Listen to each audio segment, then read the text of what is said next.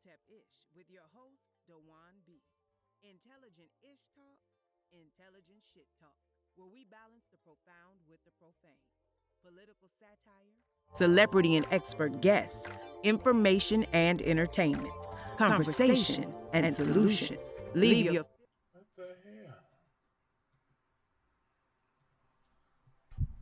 What up, y'all? What up, y'all? I am having technical audio difficulties like a motherfucker right now.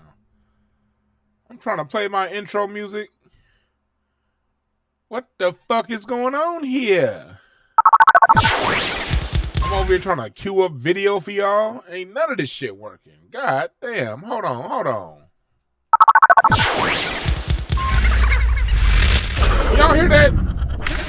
You're listening to Hotepish with your host, DwannBrown. Intelligent ish talk. What's up, chat room? Let me know if y'all can hear the sound effects. Where we balance the profound with the If y'all can hear the intro, political let me know. satire, celebrity and expert guests, information and What's up, entertainment, Lisa Smith? conversation and solutions. Leave your feelings I'm at over the here. door.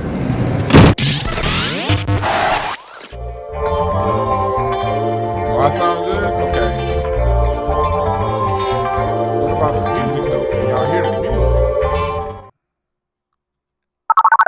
Can y'all hear the music? Because there's certain things I want to play. You're listening to Hotepish with your host, During the DwannBrown. broadcast, and I'm over here. It's Intelligent taking me ish so long talk, to get on. intelligent shit talk, where we balance the profound with the I am profane. trying to. Political satire, celebrity and this expert video guests, information and Video is entertainment, part of what I want to talk conversation about. and solutions. Leave your feelings at the door.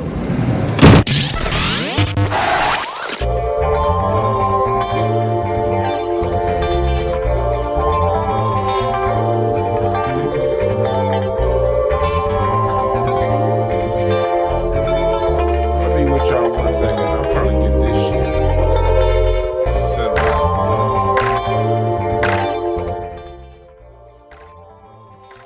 What's up, y'all? Anyway, thank y'all for joining me, goddammit.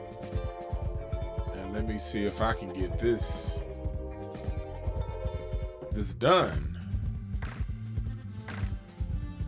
What's up, Tasha Ray? Let's see. Okay, cool. Let me see if I can get this in. There's an echo with my sound. See? What about now? How's my sound now?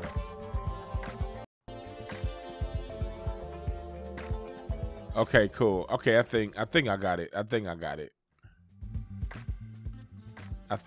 it. Let me know how the sound sounds now. What's up, Gerard Robinson? What's up, Lawrence Reed? What's up, Sebastian? What's up, DeAndre?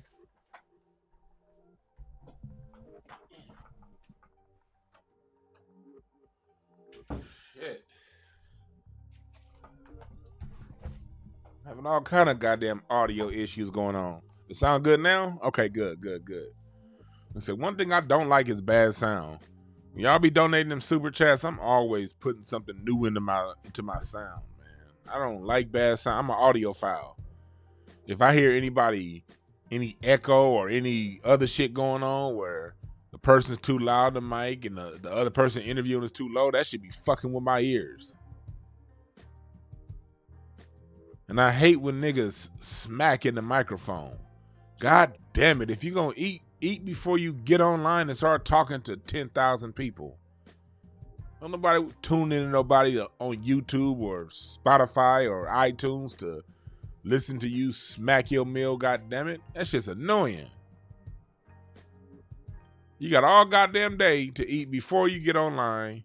You got all goddamn day to eat after you get offline, but you want to come online and get a cup of oodles of noodles and all kind of shit and smack right into the microphone. If you don't sit your licorice eating ass down and wait till you done talking to the people, I hate that shit. What's up, Kevin Trees? What's up, Star? What's up, Guru Cam? What's up, Ty Ward? I always want to make sure my audio quality is good for y'all. I invest in my shit. I have this whole new background and everything that I've only used one time since Judge Joe Brown. I've had people say they want to see me get on camera more, but I don't like getting on camera if I ain't got to. When you get on camera, I gotta set up this background and watch my facial expressions and all kind of shit. I'd rather be behind the camera so I ain't got to do all that goddamn setup. Yeah. If I goddamn feel like blowing my nose, I could do it without you niggas looking all up in my face. Plus, man, I ain't trying to be the most famous person on this shit. I like my words to mean something. You listen to me, I want you to get something of substance. I'm not on that superficial shit.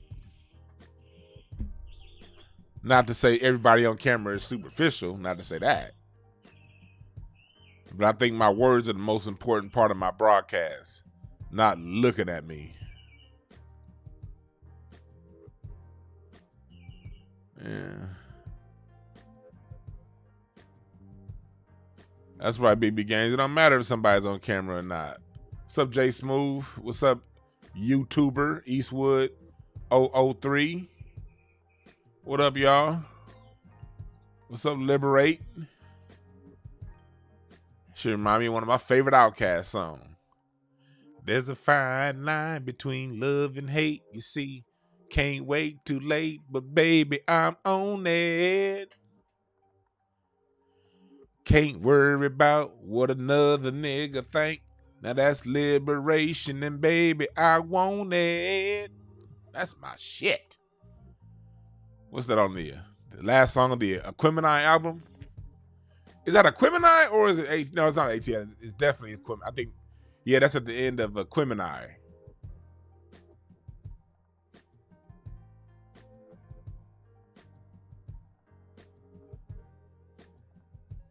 You said somebody shot a cop in Dayton. Who was Ozone? Ozone shooting a cop? Who is Ozone? The only Ozone I know was from Poppin', and he died a couple months ago. That movie Breaking, I mean. Hell yeah, Liberation was a cold joint. Yep, that was on Aquemini. I get tired of being so lonely, struggling.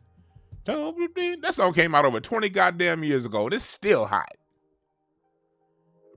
We alive, but we ain't living. That's why I'm giving up till it's gone, because I don't want to be alone. I don't want to be alone. Sound like CeeLo singing background back there.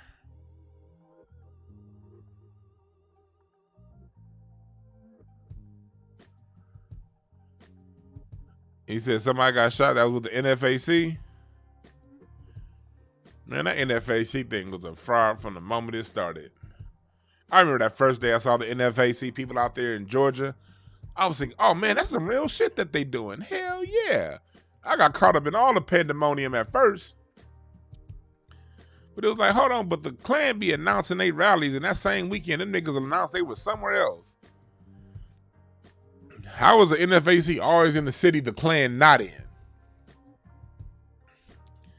Anytime I see black people with guns and the white folks ain't doing everything they can, the white media ain't doing everything they can to put them niggas behind bars, and I mean right away, I'm like, okay. White media must have been tipped off by somebody to leave these motherfuckers alone, because I know how these niggas get when it come to us and guns. And furthermore, for me, this is probably me being petty. It's probably me being petty, but when I saw the NFAC leader and his bowl cut,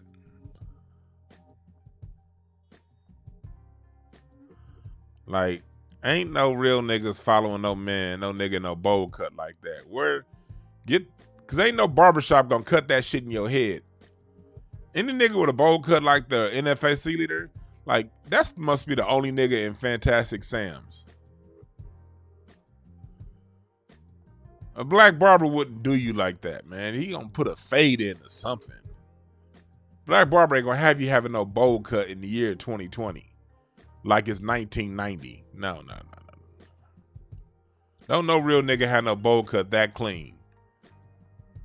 That's the haircut of an ex-military man who's had too many war traumas. And he fucked up in his head. Mad at the world. Get this bowl cut. Cut off everything on the back and the sides of my head and just leave this little small piece of hair on top of my head. Yeah, that's what I'm gonna do. Ain't no sane nigga running around on no bowl cut.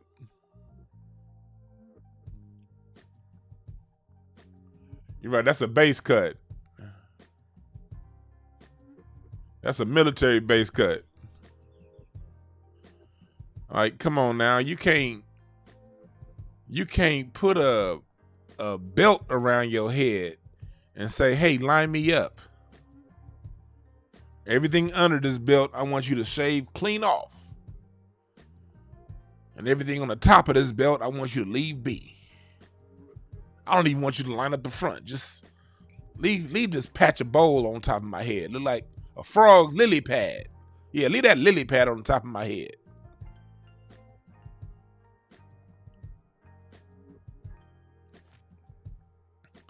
Yeah, Biden is rolling out a new crime bill. I don't have to.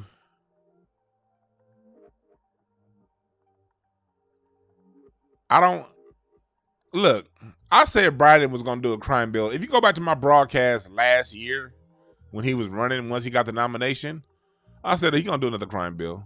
I talked about that on a few different broadcasts. Go back and look up anything that I did last year where I'm talking about Joe Biden. I said this nigga's going to come out with a new crime bill. Why did I say that? Because that's all he's ever fucking done. That's all he's ever done was crime bills against and find new creative ways to put niggas behind bars. What's up, Bad Seed? Long Beach in the house.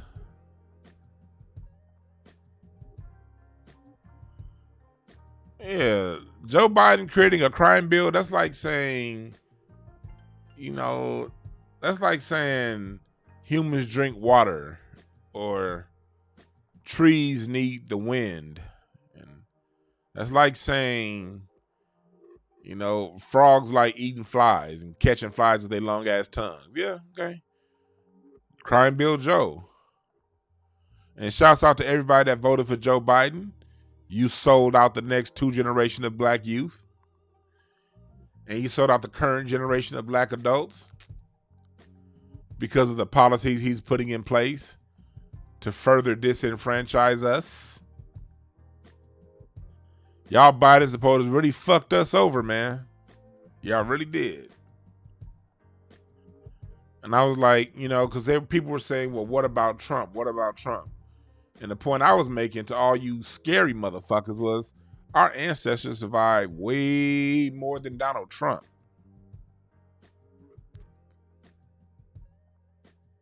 Our ancestors survived Woodrow Wilson. Our ancestors survived Rutherford B. Hayes. Our ancestors survived Grover Cleveland. They survived Ronald Reagan. Our ancestors survived Nixon, Herbert Hoover, Calvin Coolidge. Look at what the fuck Calvin Coolidge did to niggas.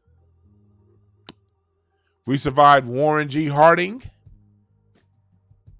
Donald Trump wasn't shit on Samuel Tilden.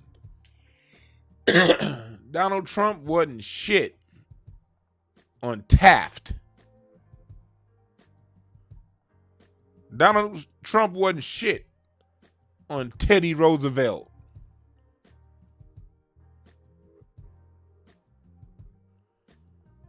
Andrew Jackson, George Washington, Abraham Lincoln. All these motherfuckers was bigger white supremacists than fucking Donald Trump. Donald Trump wasn't shit. Bill Clinton was a bigger racist than fucking Donald Trump.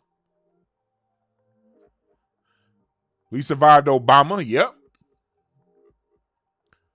What's up, Miss AP? Thank you for being the first time in the chat. Welcome, welcome, welcome. What's up, Emmanuel Heath? We survived a lot of goddamn terrorists in office. All Donald Trump did was tweet. And you niggas let his tweets make you run. Not you in the chat room, but the people out there who voted for Biden. Y'all let a motherfucker who tweeted didn't pass one law to long-term disenfranchise black people. And y'all voted in the motherfucker who spent his whole goddamn career writing laws disenfranchising black people. That was the dumbest shit ever for only any of you niggas that voted for Joe.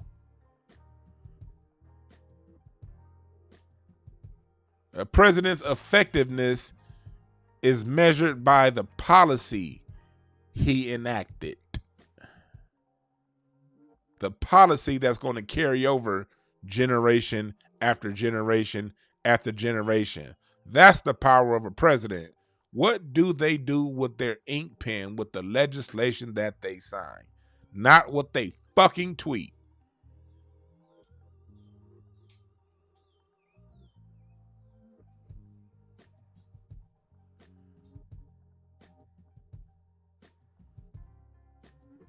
Criticizing a president over his fucking tweets is like falling in love with a basketball player and saying somebody's the greatest basketball player based off their tweets, not how many fucking championships they won,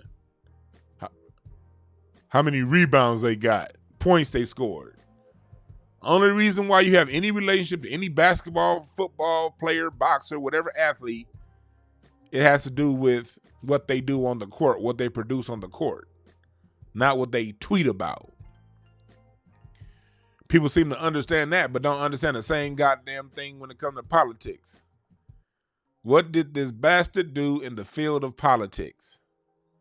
To either increase your position as a group or make it harder on your position as a group. That's what we judge politicians by. Not tweets.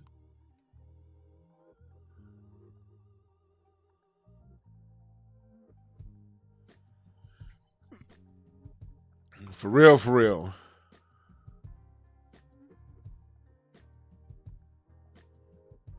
For real, for real. But we're going to get into it. Rest in peace, Michael Jackson. It's been 12 years today that we lost the great Michael Jackson. One of the greatest to ever do it. Michael Jackson is somebody who is a god. He's somebody who, like, I'll be seeing kids today, like, really fuck with Michael Jackson hard. Like, for real. Like, one of these kids that I work with, the mom had to really break it to the child when he was like 7 that Michael Jackson's dead. He was like, what? The kid was like, the man that made all this music ain't here no more? What the fuck? That's how that's how you know you a bad motherfucker. When the music you created 40 goddamn years ago is still vibrating with the children today.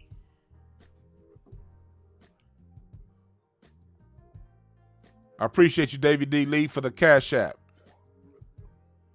Jamal Patterson just bought a t-shirt. I appreciate that, my brother. Here we go. Here we go. See, merchandise already moving.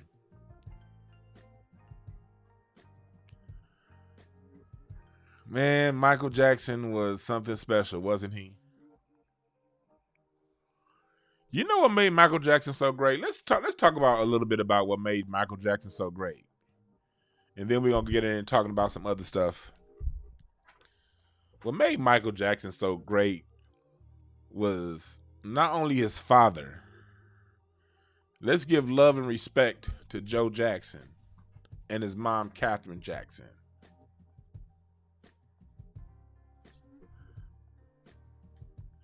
They like to shit on Joe Jackson. Well, he didn't have to beat them. Joe Jackson was a man of his time.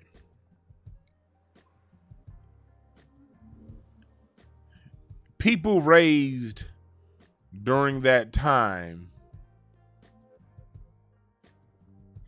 that wasn't all uncommon during that time. Hell, there's a lot of people that took whoopings back then that turned out to be garbage truck workers. Joe Jackson had a plan. He had a vision of where he was going to take his family and what his family could produce. He took that vision and he instilled it in his children.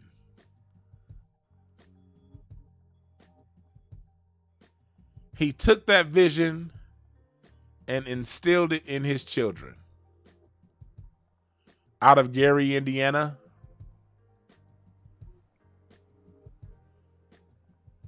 he had a plan. He taught his boys and his daughters work ethic. We wouldn't have seen Michael Jackson be as great as he is. As much natural talent as Michael had, we would not have seen it get to the level it got to without his work ethic. And that's a work ethic that Joe Jackson helped install, having to work in the mills out of Gary, Indiana. He knew what it would take as a musician himself to become great. And he put those values into his boys. And Katherine Jackson, being the queen mother that she is, raised these boys and girls right. Raised them right.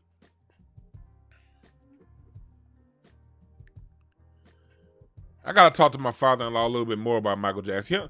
He don't talk about Michael Jackson a whole lot. He does if I ask him. But I remember asking him one time. I asked my father-in-law, Mr. Carmichael, I said, why doesn't you? I said, did you ever think about being more of a personality like how like today you got Kanye West and all of these music producers who are now famous? Did you ever think about taking that role? Taking that road? And he was like, no. He said he did it. He tried it. He thought he wanted it back in the 70s. He was like, but every time when he was with the Commodores, he was like, so he hired a publicist for a few months. And they started putting his name out there. He knew right away, hey, look, I am not trying to be famous. I am not. The last thing I want is for everybody to know who I am. It's part of the reason why I'm struggling so hard to get him to do an interview with me. The last thing he wanted is fame, because he was like, man, because every time every time I be out, when I had them put those articles out there about my music, I go to eat. I go to eat my soup, and here comes somebody asking me, the first question they always ask me is, where's Michael? What's Michael doing?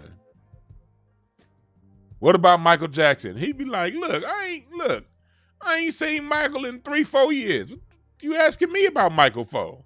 I'm working with the Commodores now. He's like, they was on, see, they try to make it seem as if Michael didn't really blow up, like revision his history. They want to make it seem as if Michael didn't really blow up until after the Thriller album. No. Let's go back in time. Michael Jackson was that nigga in 1969. The Jacksons were the first real boy band. Every boy band that came along after the Jacksons, whether you're talking about the Osbournes, the Osmonds, New Kids on the Block, New Edition, NSYNC, all of these groups were imitating the Jackson 5.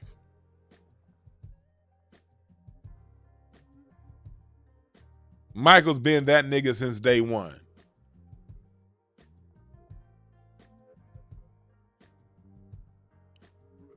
Let's not act like Michael ain't the shit and ain't always been the shit.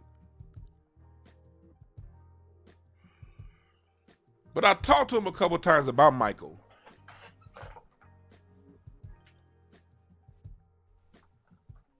Well, more than a couple. I'll just tell you guys a few stories. I don't tell all the stories. But I'll tell you a few stories. He said Michael was always focused.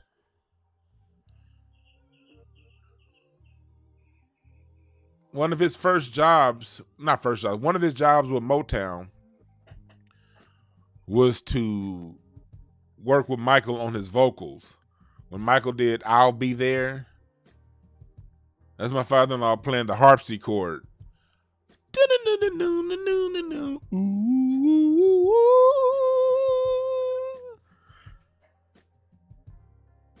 No, I'll be there. I'll be there too, but got to be there. That's him playing the harpsichord. Got to be there.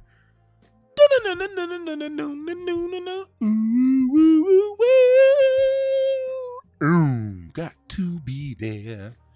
Yeah, he wrote the music to that. And he said Michael was a very focused kid when it was time to do music.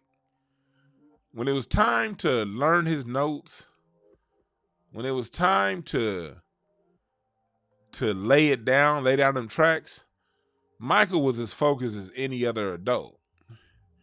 Now, when it wasn't Michael's turn, when it was Jermaine's turn to sing, he said Michael used to tear the motherfucking studio up. Michael was a kid. So I saw that movie on ABC with Joe Jackson. It seemed like Joe Jackson was beating their ass every other week, every other day. I was like, how could Michael run around Motown playing Ding Dong Ditch and fucking up the studio? He was like, Michael would run to the soundboard and them Jacksons was goofy as hell.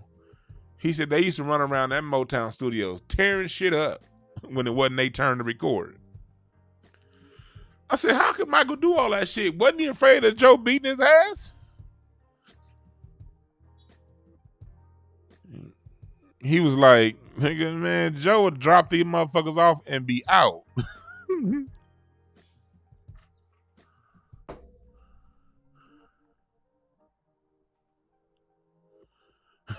He said, man, Joe wasn't sitting around the studio policing them. Joe would be like, hey, I'll be back at 7:00. And them little niggas was terrorists running around Motown.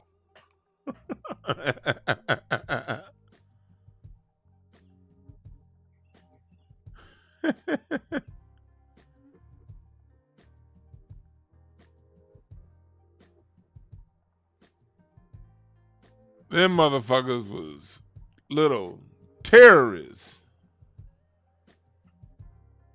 running around Motown. But when it came down to it, when it came time to work, when it came down to lay down them tracks, them boys was all business.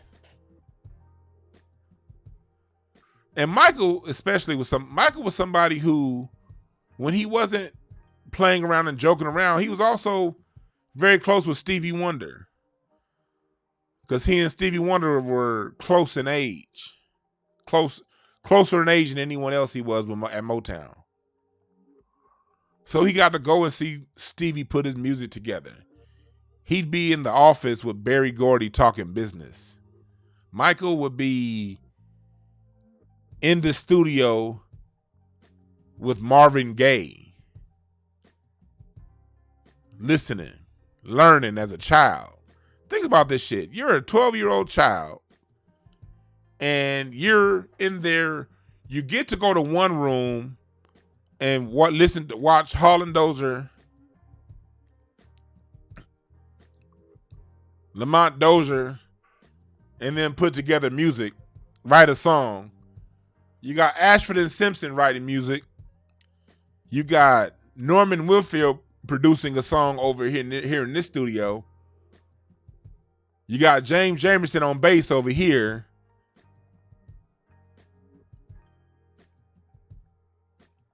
Your first music coach from Motown is Mr. Great James Anthony Carmichael. I mean, Michael Jackson was in a cocoon of greatness as a child. He was around all greatness. And then every now and again, my mother-in-law, she'll tell me, it's my wife's mom, she'll tell a story about Michael. And how Michael was just the most shy, meek, but cool dude you ever wanted to be around. And he loved babies.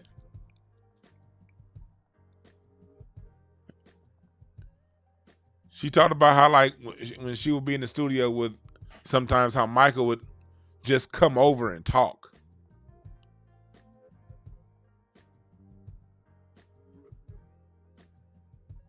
And if she had her niece with her, my wife's cousin, Michael would just pick her up and just take her around the studio. And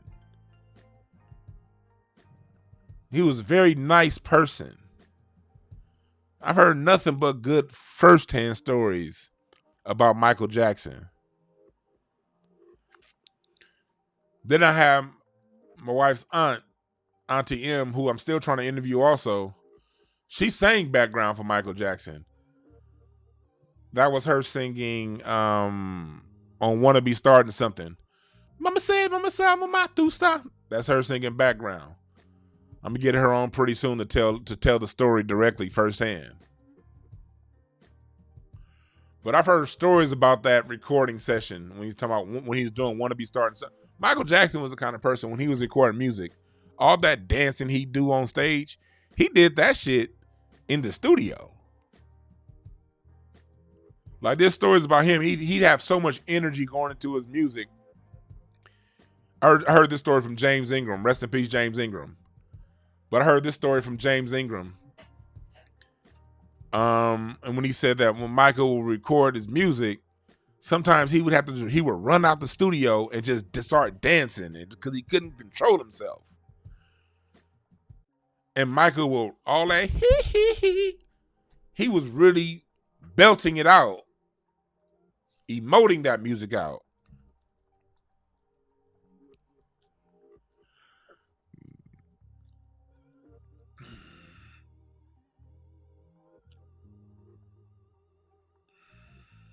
Yeah, Michael Jackson was somebody who could really interpret a song. That was James Ingram that wrote PYT, Pretty Young Thing. He co-wrote that with Michael Jackson. And James Ingram said when he wrote PYT, Michael was just like for real, like leave this, like run up and down the hallways and be dancing because the energy was so hot. Michael Jackson really lived the music. Like he really showed as an artist how to emote what you bring into the table.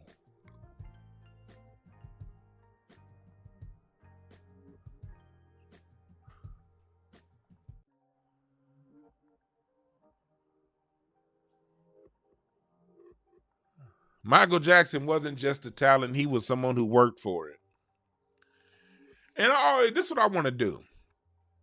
On my next episode of Incense and Ashtrays, I want y'all to follow, go to my link tree right now and hit subscribe to my Incense and Ashtrays Spotify podcast. Because pretty soon I'm about to upload I'm about to start uploading profiles on different artists where I really dig deep.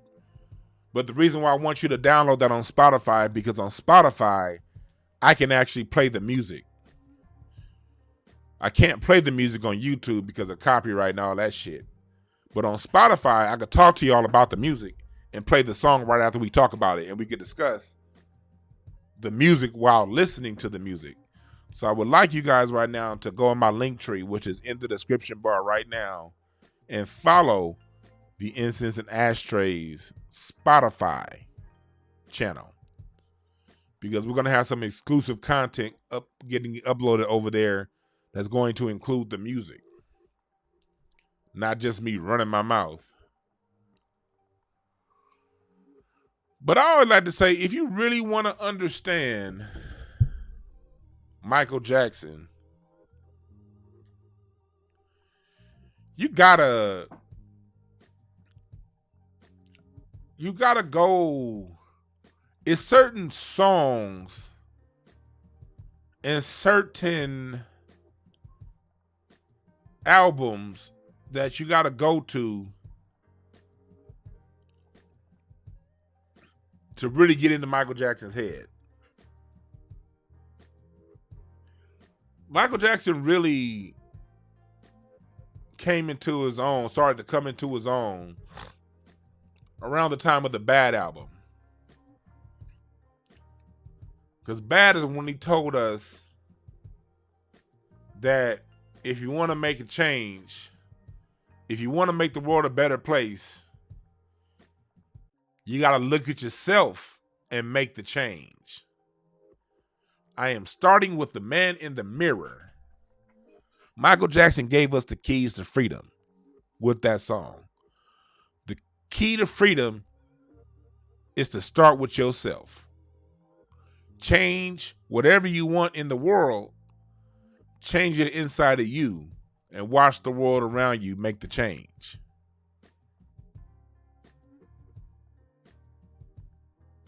And then in Bad, he had Heal the World. Make it a better place for you and for me. He had remembered the time when he told you the first time that in American history, black people were portrayed as the ancient Egyptians was done in Michael Jackson's Remember the Time. He was telling you as he had vitiligo and his face started changing and he had to bleach his skin to keep up with the whitening and the changing in his skin from the vitiligo disease. He was telling you to remember the time. And I've said this part before, but going back to that one line that a lot of people miss when he said, "You and me in Spain." Y'all know what he was talking about when he said "you and me in Spain"? He was reminding you and us about the Moorish conquest in the year 711, when the Moors controlled Andalusia, Al-Andalusia, what's now known as Spain, from the year 711 to the year 1492. And Al-Andalusia that's when the Moors brought alcohol, algebra, raised sidewalks to Europe, the first universities.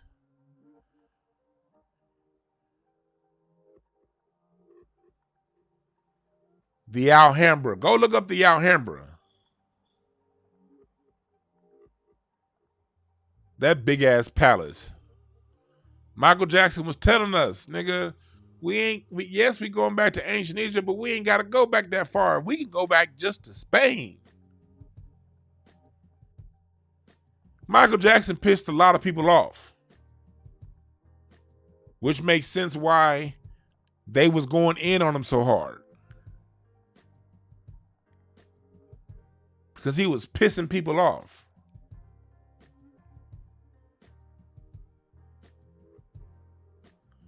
Oh, and incense and ashtrays, that's incense with the letter N. Incense in ashtrays.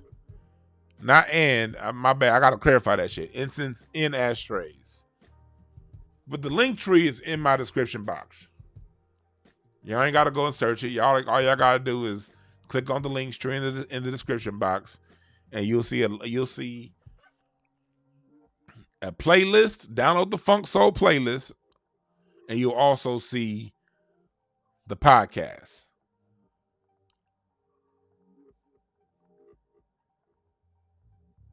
But he was telling you to go and research Al Andalusia, currently known as Spain. And then you get to Michael Jackson's most overlooked album, History. History is Michael Jackson's most overlooked album because History had the greatest hits on disc 1 and another album on disc 2. I remember when History came out it came out when I was 15. And I got caught up in it. I didn't really get into disc 2 like that because disc 1 was he had so many goddamn hits. By the time you got done playing disc 1, you wanted to replay disc 1. You wanted to hear all the good shit. Want to be starting something? The Girl Is Mine, Billie Jean, Beat It. And mind you, young folks, this is before iTunes. This is before Spotify. This is back when if you wanted to hear a song on an album, you had to put in a whole goddamn album and then fast forward your tape to that part if you didn't have CDs. You should have had CDs by 1996, but a lot of people didn't. Or like a lot of us, you may have had 1 or 2 CD players, but in your car you had a tape. So back then, if you wanted to hear something, you had to listen to it on tape and fast forward to that part. Well, when History came out, it had all of Michael Jackson jams on 1 tape. 1 CD. So you kind of just kept playing that. And niggas didn't really go to that second album.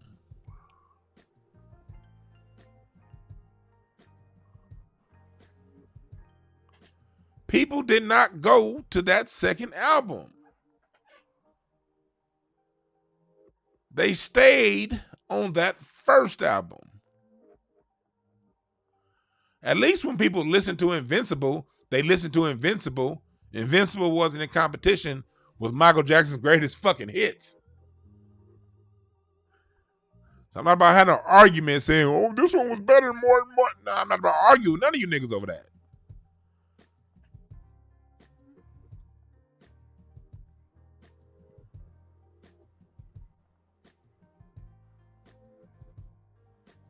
Invincible still outsold any other album that year. And people listened to it. But History, a lot of people did not crack open book 2. Hell, History had a goddamn song with Biggie Smalls when Biggie Smalls was hot. Produced by Dallas Austin when Dallas Austin was at his hottest. And that shit went right past people's heads. Because most people never even put in that second CD.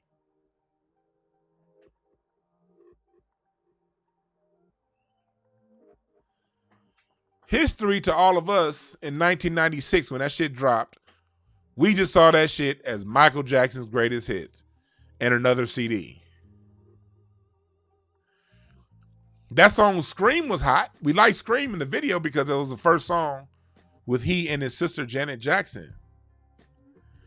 But if you go through and listen to the music in History, Michael Jackson was telling us what the fuck time it is. Michael Jackson poured his heart and his soul out in History. History is one of the most important albums ever written. Let me say that again. History is one of the most important albums, socio-political albums ever written. There aren't too many albums more political than History. Nobody went as hard at the establishment in any genre during the 90s, hell, probably ever, as Michael Jackson went at the establishment in History.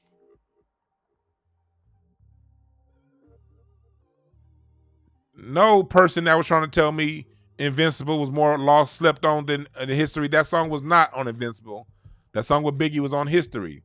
That's why I stand in what I said. History was most overlooked album in Michael Jackson's career because people did not listen to that second CD. That second CD was full of substance. Full of substance.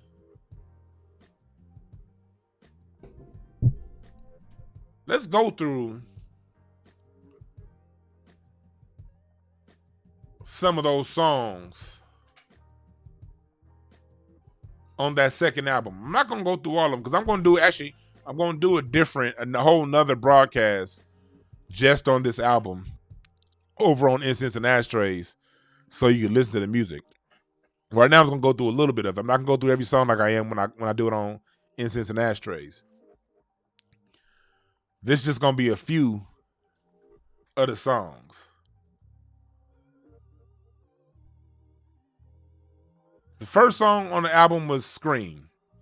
Michael Jackson telling everybody, look, all this shit going on in the world, how they treating me, the shit's making me want to scream. It's running me goddamn crazy. While people want to sit around and judge Michael Jackson for his quote unquote drug habit, which they want to say he had, he was crying out to us in this album about what was going on in his life and the pressure that he was under. But did we hear him? Did we hear him?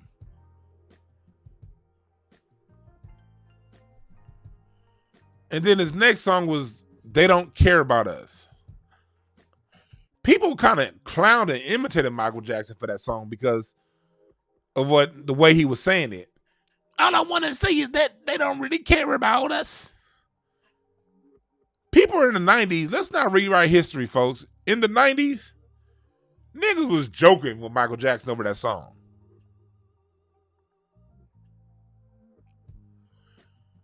Well, Michael Jackson in the song, They Don't Really Care About Us, he told us who our real enemies are.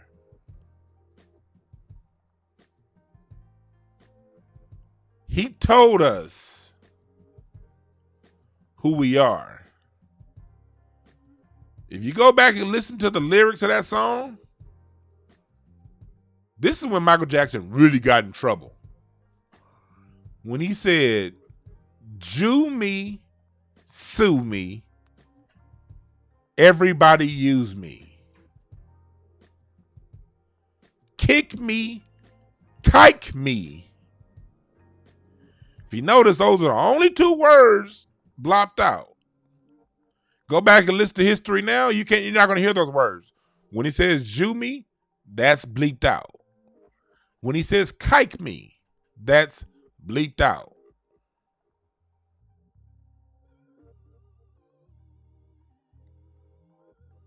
Why was that bleeped out? He talked about a lot of people in that song. Why were those the only two words bleeped out of that song? They don't care about us. He's talking about what's become of our lives. We're the victims of police brutality. And nobody seems to care.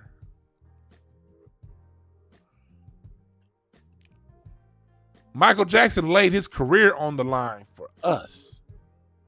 For the people. Michael Jackson paid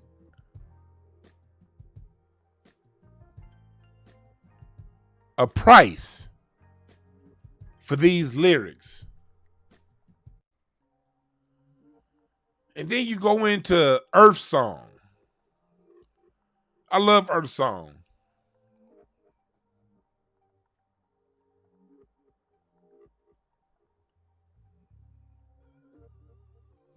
The hook. What about us? What about the Holy Land? What about the whales? What about the oceans and the elephants? What about poor people? What about black people? What are they doing to us? Michael Jackson rally. He was doing his best to rally the 99%. Do you see what this 1% is doing to us? But instead of people hearing Michael Jackson at the time, all they could talk about was his nose or his skin. Or did he touch these boys? The man was under FBI investigations for damn near 2 decades. Not one nothing about him touching no goddamn kid. They had the man's mic. They had his phones tapped. They had his Neverland Ranch tapped.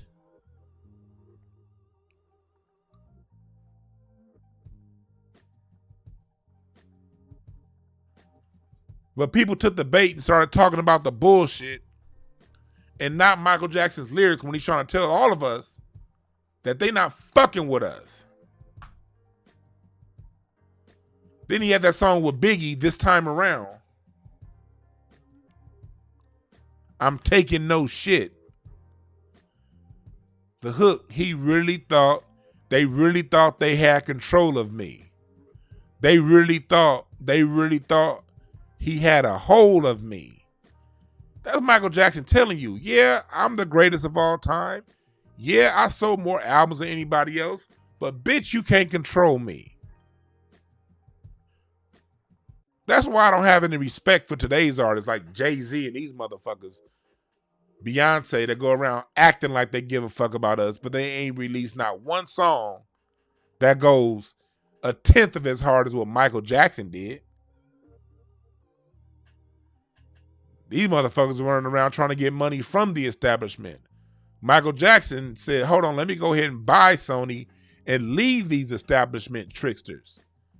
And not only am I going to leave these motherfuckers, I'm going to write an album telling the rest of you about these motherfuckers. But people didn't hear that. They said, what about his nose? People are fucking idiots, I swear to God.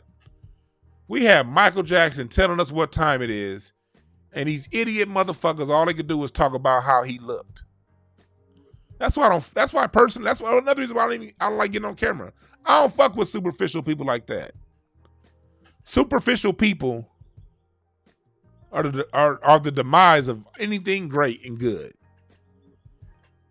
Because you don't get to the substance of things because you're too worried about how things look.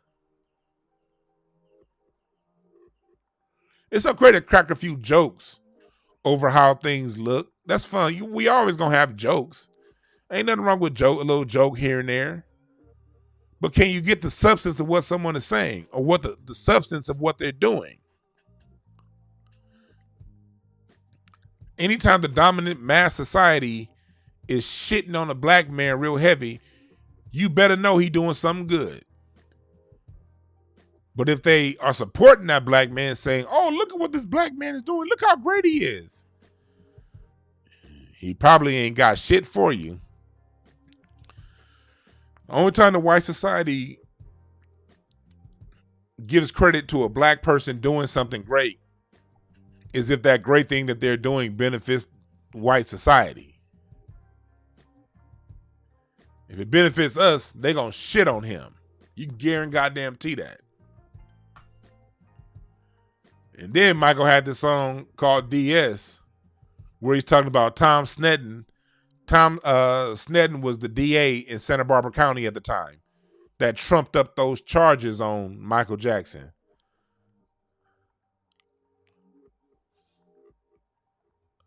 Michael Jackson talked about how this motherfucker was a brother with was in the KKK. I know his mother never taught him the right way. He wants your vote just to remain DA. Even though he don't do half of what he say.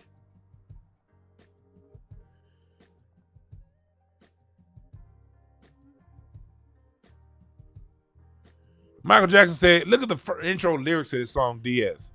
They want to get my ass, dead or alive. He said that shit in his music. Michael Jackson's dead. What are they still trying to do? Get him. Michael Jackson told you they was going to try that shit 25 fucking years ago. He said, you know, he really tried to take me down by surprise.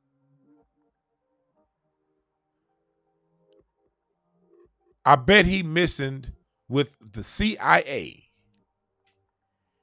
He don't do half of what he say. Tom Sneddon is a cold man.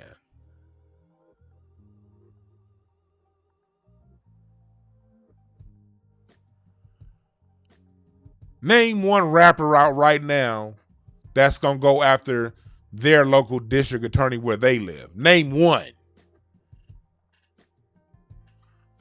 Michael Jackson was harder than your favorite rapper. Name one goddamn rapper today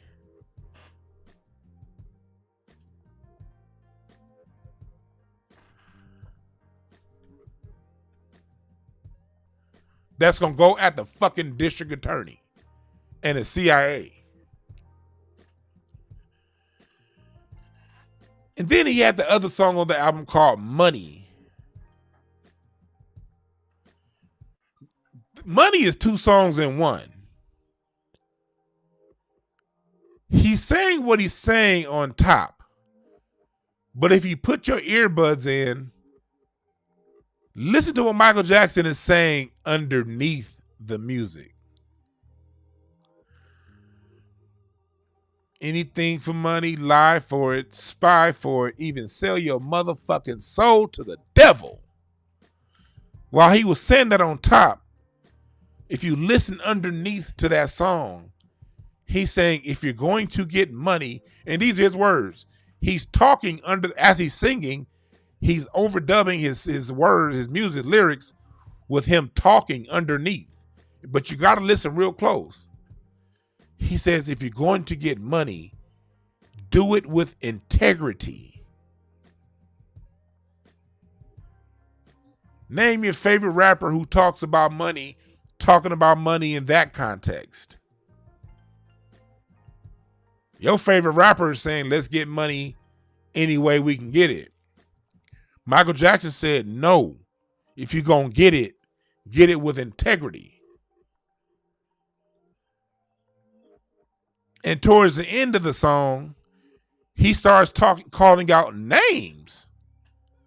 Don't do it like the Vanderbilts. Michael Jackson started calling out that old money. The Carnegies.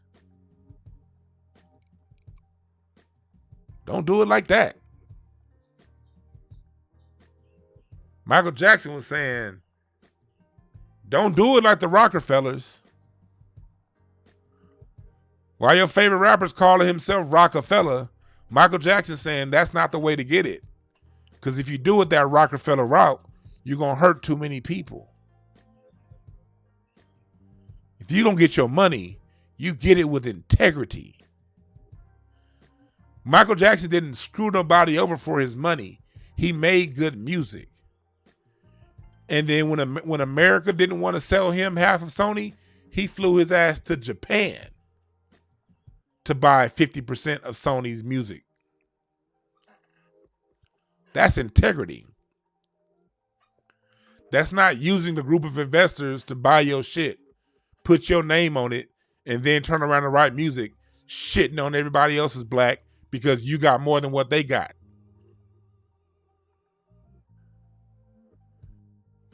While you niggas is running around following Jay-Z thinking that's the way, Michael Jackson showed you the way.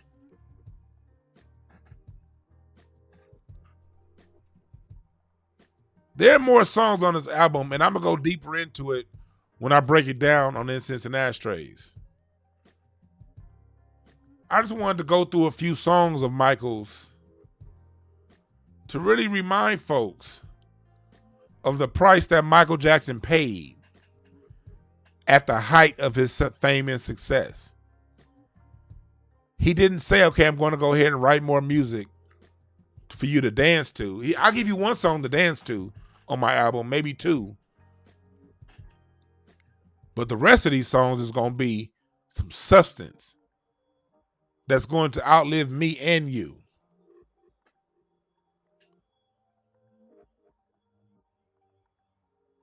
Michael Jackson had a heart for us, man. He really did.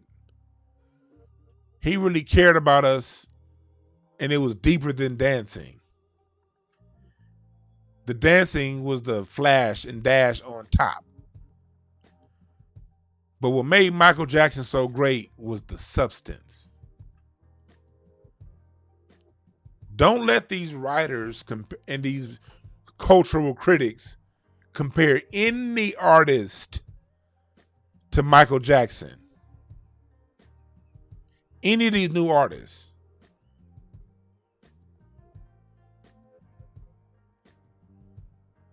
Our foundational Black American greats had substance to go along with their flash. Prince had substance in his music underneath his great guitar playing and dancing and booty shorts. Stevie Wonder had substance on top of his piano playing skills. Go back and listen to that song, You Haven't Done Nothing, by Stevie Wonder, with Michael Jackson in the Jackson 5 singing background on that song. I said, do the wop, doom, doom, doom, doom, do the wop, doom, doom, doom, doom. Go on, do the wop, doom, doom, doom, doom, do the wop. We are amazed but not amused by all the things you said that you do.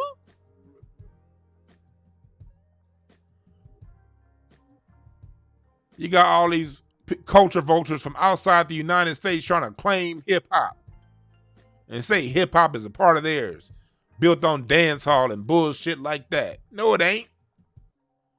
Hip hop was built on this.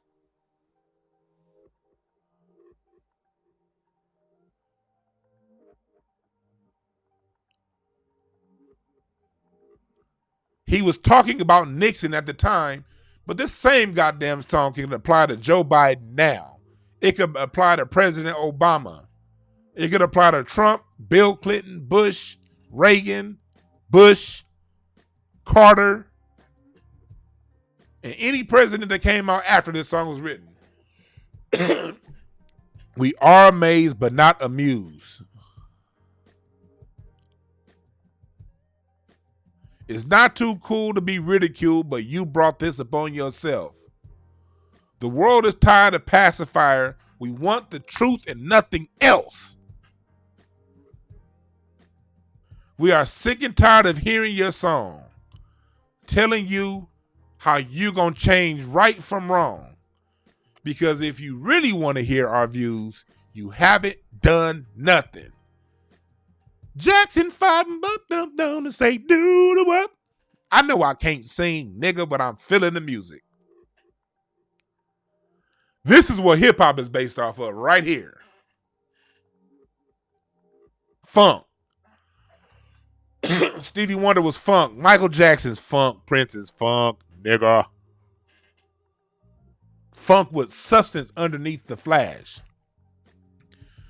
So when I hear people talking about The Weeknd is this generation's Michael Jackson because he imitates Michael Jackson's dance moves, shut the fuck up. When I hear people say Beyonce is on the level of Michael Jackson, shut the fuck up.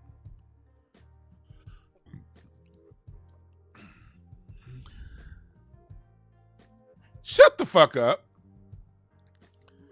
Michael Jackson has substance to go underneath all of the dash and flash that people love seeing. Shut the fuck up. Usher, Michael Jackson, no. Usher looks like a primate. You ain't gonna compare that lemur to Michael Jackson. Hell no. Just because a nigga take Michael Jackson's dance moves don't mean they're the next Michael Jackson.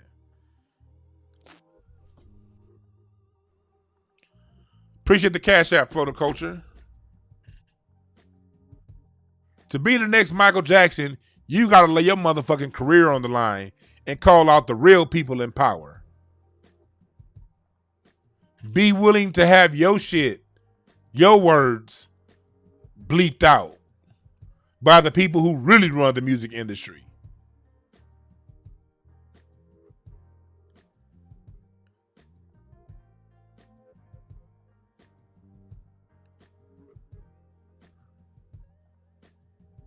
Michael Jackson gave us his heart and his soul. So for anyone to come after who hasn't done what he's done, Michael Jackson bought the music and he gave Sly and the Family Stone back their music. He gave Little Richard back his music. He didn't charge them and say, oh, let me get my cut. He said, no, I paid for this for you to have. Michael Jackson was a real gangster because he went at the real gangsters, not other niggas. Michael Jackson didn't get on top and floss to black people about how great he is. Oh, I'm the shit because I got more money than the rest of you niggas. He didn't do that whole shit. Like your favorite rappers.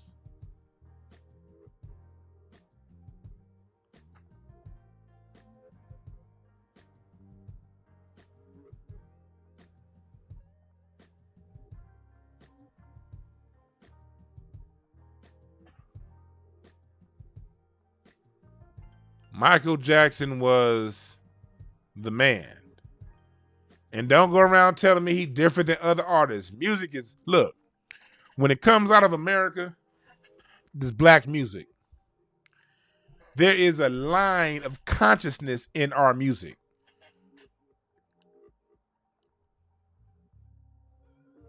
That's been sort of disrupted in the last 20 years when they've been pushing out all these artists that aren't from here, or they're the biggest, or they push degenerate shit from here. Hip hop is a child of funk,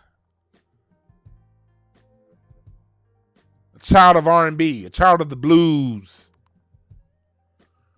These genres have political foundations.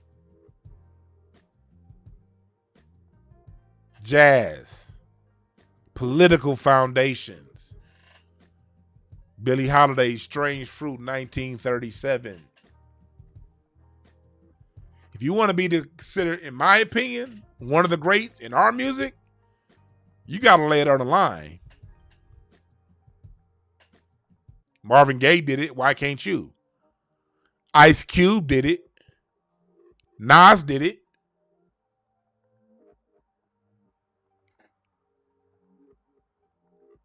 Lauryn Hill did it.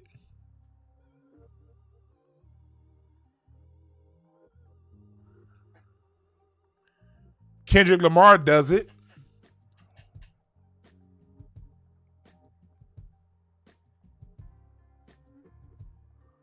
That's what it takes to be greatness in our music.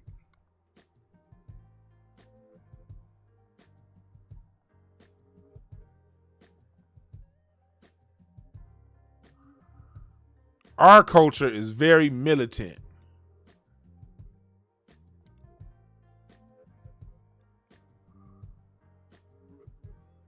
I appreciate that, Felicia Woods. Love you for listening.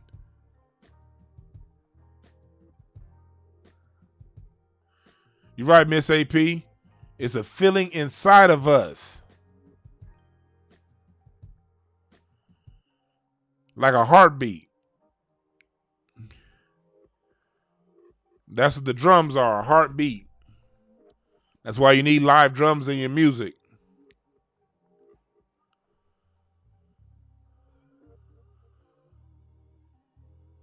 That's why you need live drums in your music.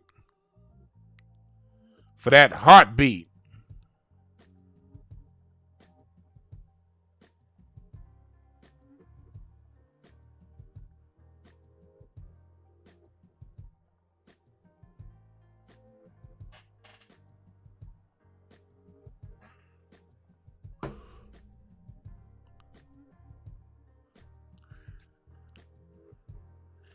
Our music is the shit.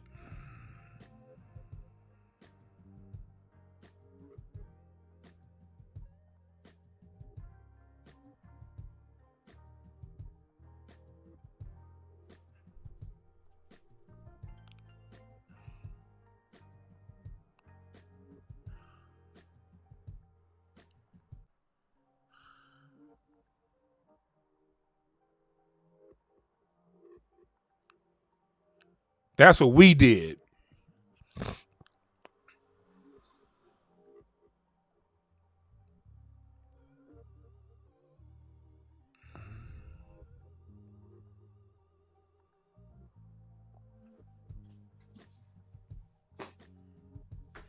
Which takes me to my next subject. There was some more fuckery coming out of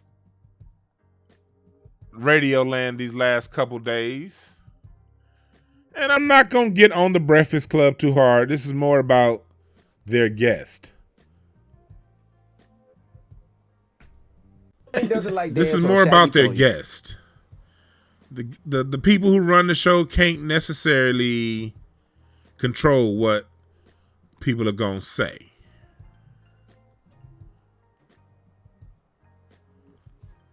So I got this off Tariq's page, Instagram. Thank you, Butterlove, for tagging me in this. And some chick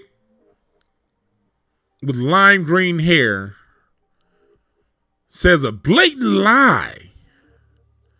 Let's listen to this and discuss what this is. He doesn't like dance, or Shaggy told you. It's not. That's not true. No, hold on. That's not true. It is true. It is true. You make fun of it. So I really want to get into this. Why you don't like that? It's not true. I don't dislike it. It's just that, like, growing up, I used to hear reggae, and I didn't get it. It's certain things I would understand, like Bob Marley. I love Bob Marley music, but it's just certain records I would hear and be like, because people love dance hall, like go crazy, and I just was like, I don't get why y'all. It's really my favorite genre of music to listen to. So you love hip hop, though. Love hip hop. But hip hop came from dancehall. Mm-hmm. You know that, right? No. Thank you, Charlamagne. I'm going with whatever Spice says. Yes, ma'am. I don't know. Even right now, when you. Thank you, Charlamagne. No. This toasted iguana looking broad gonna come out and lie and say hip hop came from dance hall? Black people in America, foundation of Black Americans. This is how we cut through the bullshit, all right? If they want to say hip hop came from dance hall, ask, okay, where's the hip hop scene in Jamaica?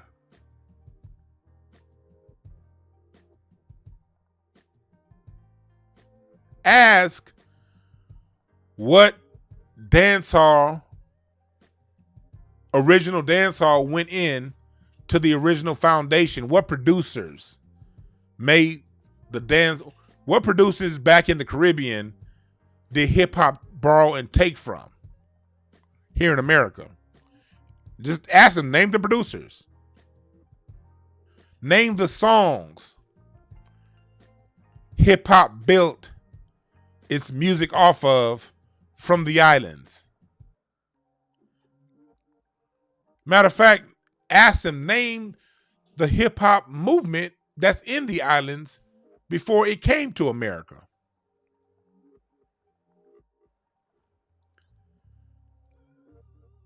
You don't have to go back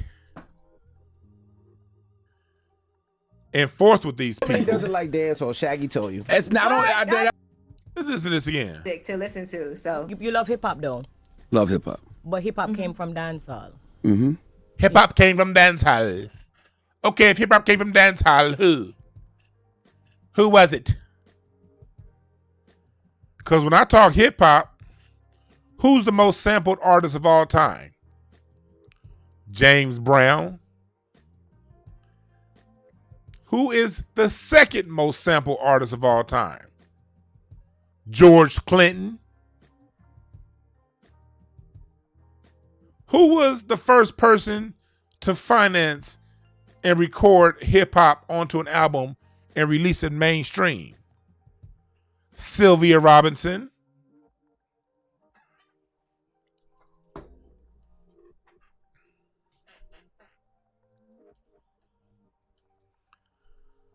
Sylvia with all her dope ass music, man. Do y'all know Sylvia's music? Do you know Sylvia Robinson? Her fine ass. That's why black people always say we got to get in touch with our own history in music. Knowing your black music history shuts down all this bullshit. Do y'all know Sylvia? That song she had, Pillow Talk. Sweet Stuff. Hey there, sweet stuff. Imagine, go there, sweet stuff. Man, that song's so goddamn funky. Ooh. Sylvia took the earnings from her career to put money behind Rapper's Delight.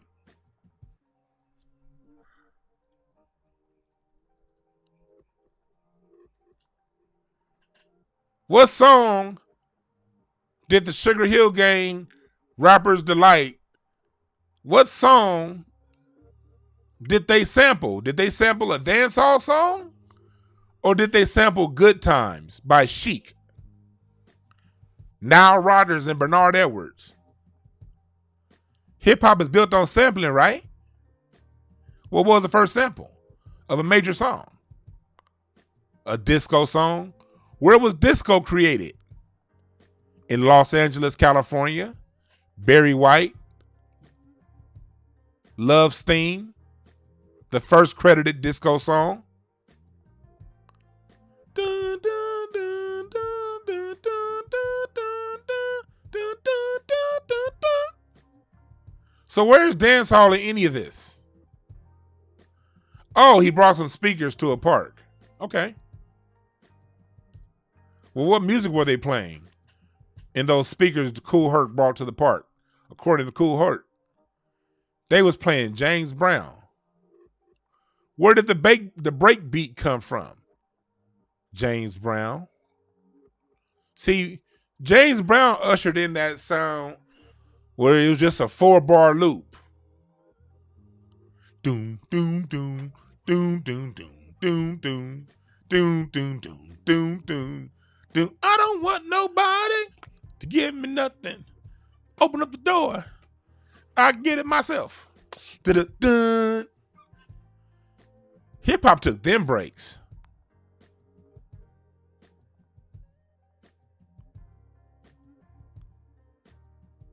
Joe Tex.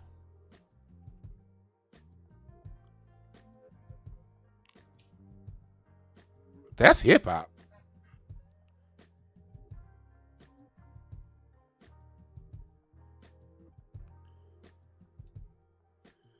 And now we got some old green-haired monster saying that hip-hop came from dance hall? Are you fucking kidding me? Now, there is a dance hall strain within hip-hop. There's a dance hall subgenre. But that music basically comes out of only New York. And guess what? Generally, only New Yorkers like what comes out of New York. We don't bump that. When was the last dope New York artist you heard bump nationwide? New York gave us Tekashi 6ix9ine. Get the fuck out of here.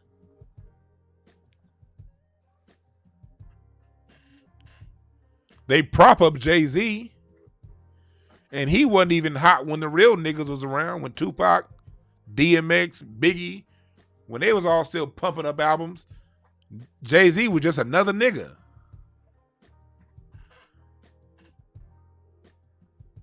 Yeah, New York, a lot of stuff started there, but hell, a lot of jazz started in New Orleans, but you don't see the people in New Orleans saying New Orleans still owns jazz. Thank you, New Orleans, for giving us a sound. Thank you, Kansas City, for giving us a sound. But the sound of jazz is bigger than those two cities those sounds came out of. Fuck out of here.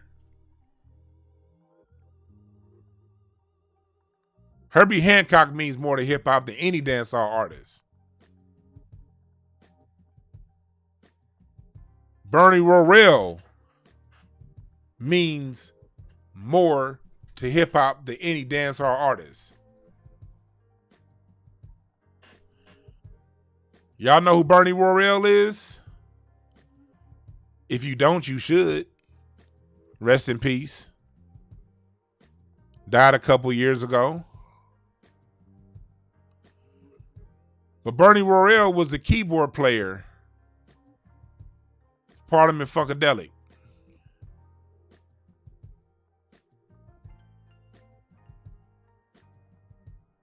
Bernie Worrell was the one that was behind all of those keyboard sounds that made Dr. Dre and DJ Quick a lot of money.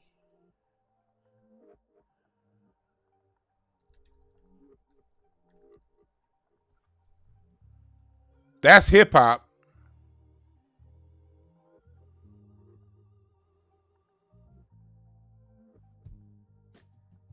Hip hop is Walter Junie Morrison.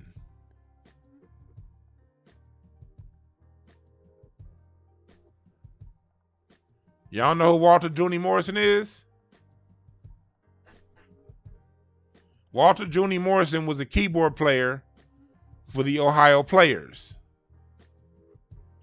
When you listen to the Funky Worm, how many times was the Funky Worm sample from the Ohio Players?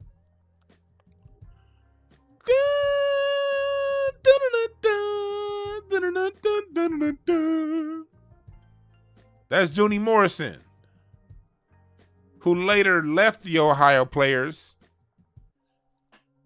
to join Parliament Funkadelic.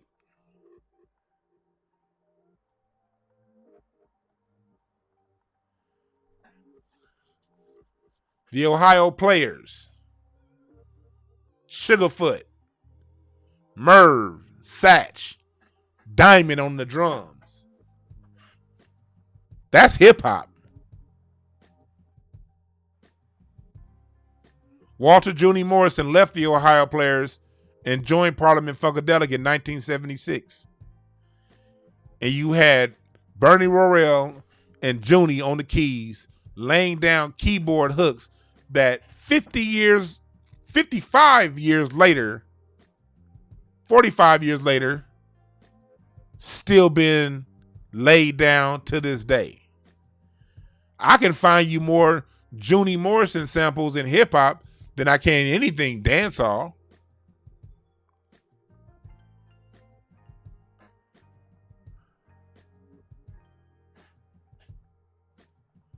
The fuck she mean?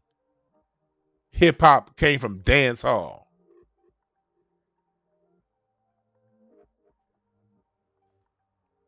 Ain't gonna disrespect the Ohio Players like that. Let's never forget the Ohio Players. The Funky Worm. Heaven Must Be Like This. Honey. Let's Do It Again. Fire. The Ohio Players was a jazz band that turned into funk in the early 70s and outfunked everybody else. This is hip hop.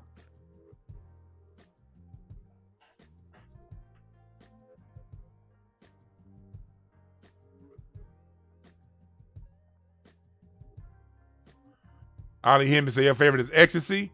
Hell yeah, Ecstasy was shit. Ecstasy, hold on. I'm glad you brought that up, Ollie Hemming. Salute to you, my brother. Ecstasy is a song that Dr. Dre flipped when he came out with Eminem's My Name Is Who? My Name Is What? No, not actually Pain. Pain. The song Pain by the Ohio Players.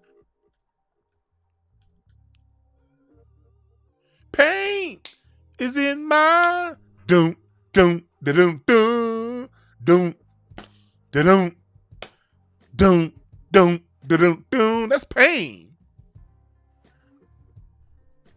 That was later flipped by Dr. Dre into who? My name is who? My name is what? Slim Shady. My name is who? My name is what? Further Proof. Talking about some hip hop come from dance hall. Nigga, what?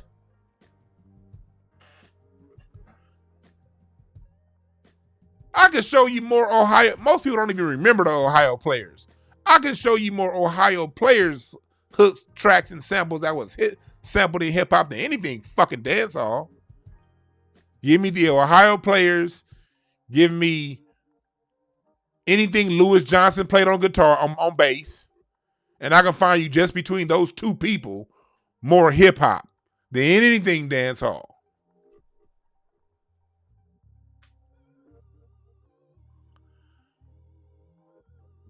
Larry Blackmon and Cameo. Damn right, Miss AP. Cameo is more hip hop than dance hall. The fuck? I don't even like dance hall. That's that New York nigga shit. Ain't a goddamn thing influencing West Coast hip hop with no damn dance hall. I can show you the funk in the New York sound, in the Philadelphia hip hop scene, in the Chicago hip hop scene, in the Atlanta hip hop scene, in the West Coast hip hop scene. I can show you funk and deep funk in all of those scenes. Can you show me dance hall in anything West Coast hip hop?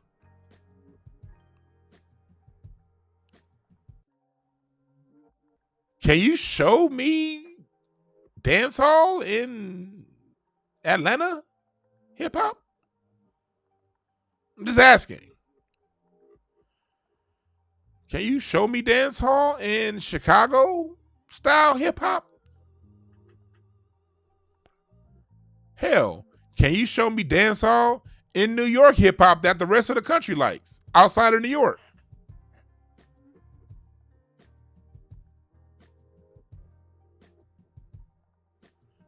You're right, Ben Frank can function. Hell yeah.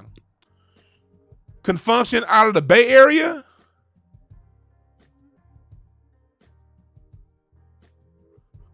Managed by Skip Scarborough. Mtume. Ben Frank. Good call out. Mtume. Juicy Fruit is still getting goddamn sampled.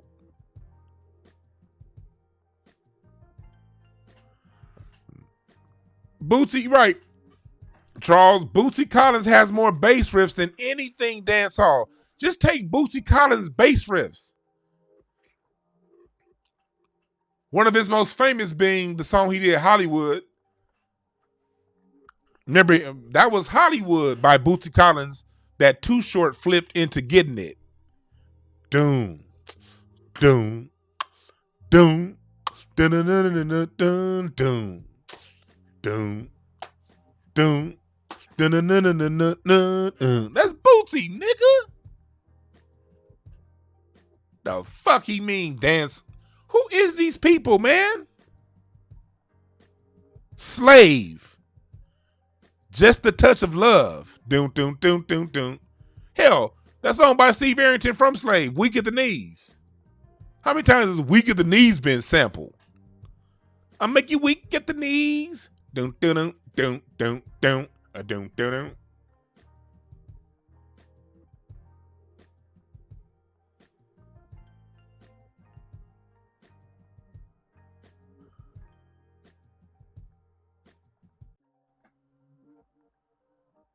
Man, please. And I'm not here to shit on dance hall music. I'm not here to say y'all music ain't good. I'm not here to say dancehall doesn't have a place in hip hop. But dancehall's a guest in hip hop. Dancehall is a guest in hip hop.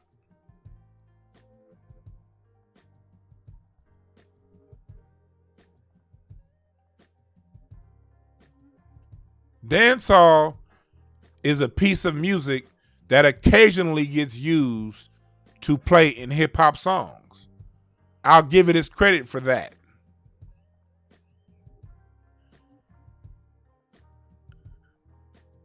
Dancehall is a sound that in some subgenres of hip hop is used. Funk is a foundation to where no matter where you're talking about, West Coast, East Coast, down South, Midwest, funk is intimately intertwined. R&B is intimately intertwined. Hell, my father-in-law got more goddamn hits under the hip-hop genre than dancehall music. The shit that they sample from him and his music.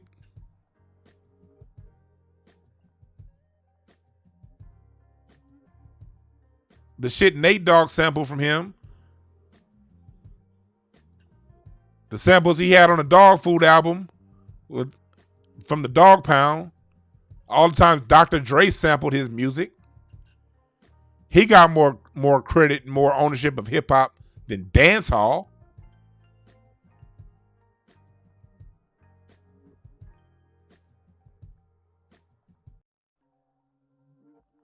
This is a topic that I will talk about often. I know I talked about this before on recent broadcasts, and I'm going to continue to talk about this.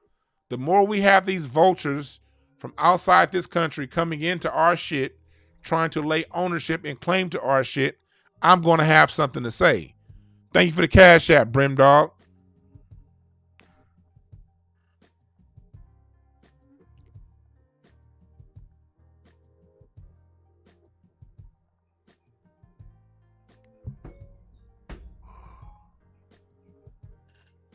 Can't let these motherfuckers come and lay claim to our shit.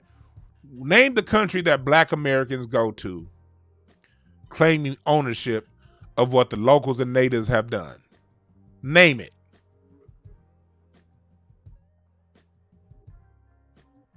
Name the country that black people go to propagandizing and minimizing the contributions of what the locals have done.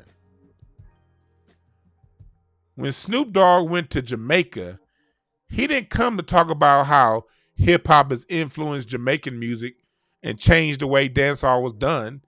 He didn't come in on that bullshit. He came in humble, ready to learn more about the Rastafarian tradition and how he can integrate that tradition within his music. He didn't appropriate. He worked with their artists and was very open about their contribution to what he was doing. As big as Snoop Dogg is, he went to Jamaica humble. We don't do that to y'all. Like I said on my last broadcast, if black Americans want to be petty, if we really want to be petty, all we got to do is go to your country and see someone with the bandstand of a drums, bass, and keys. Drums, bass, and keys is the nucleus to black music in America. Drums, bass, keys. Y'all didn't have bass guitars. We invented that shit here. Y'all didn't have no fucking bass. A lot of y'all music, y'all was playing the... Matter of fact, a lot of y'all music in the islands, the bass was played with a tuba. You think I'm bullshitting? Look me up. The bass was often played with a tuba. We don't have the tuba playing the bass in American music. We got a fucking bass guitar, electric bass guitar, some shit we invented to make happen. When I listen to your indigenous music, there is no drum set. There are two drummers, one person on the congos playing with his hands, the percussions. One or two, sometimes it's two, sometimes it's one. The other drummer playing timbales. They may have a kick, but they're standing up. Your drummers stand up. In black music, the drummer is sitting down playing all of those sounds by himself because the kick pedal on the drum set was created by a black man. D.D. Chandler, I talked about him yesterday. The drum set setup was first done by this brother out of New Orleans.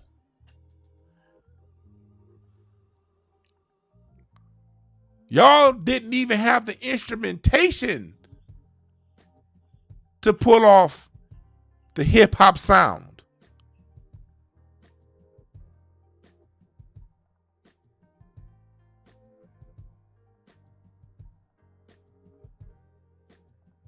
That is a distinctly black American sound, just on the instrumentation alone.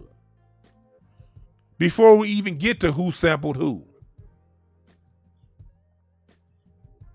Before we get to whose producer took whose song, let's just look at the instrumentation used.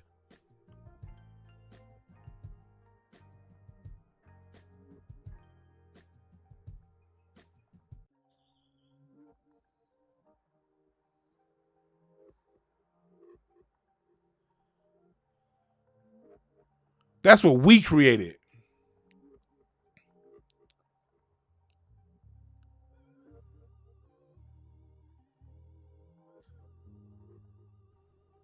But we don't go around to your country saying, man, look at y'all appropriating our culture using a drum set. Why don't you go and stand your ass up and get a conga player, nigga? We don't do that. We don't go to your country and be like, man, look at that nigga playing the electric guitar. He think he Bo Diddley. Bo Diddley invented that. What you appropriating our culture? We don't do that shit.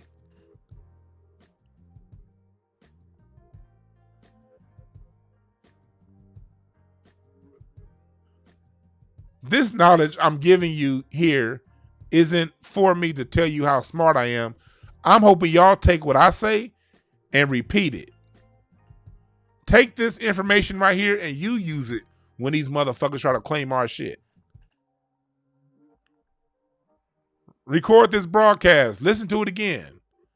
These are talking points for you when these motherfuckers want to come to us and talk that shit.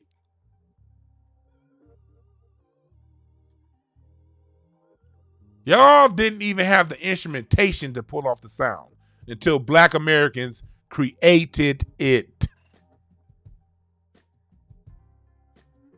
We created the drum set. Ludwig saw the drum set, and that's why Ludwig is the first official drum maker in American history. A white boy, Ludwig, saw what we was doing. Black men weren't trying to sell it. We were just playing the drums, trying to make the music sound good. A white man saw it in 1918 and created the Ludwig Drum Company.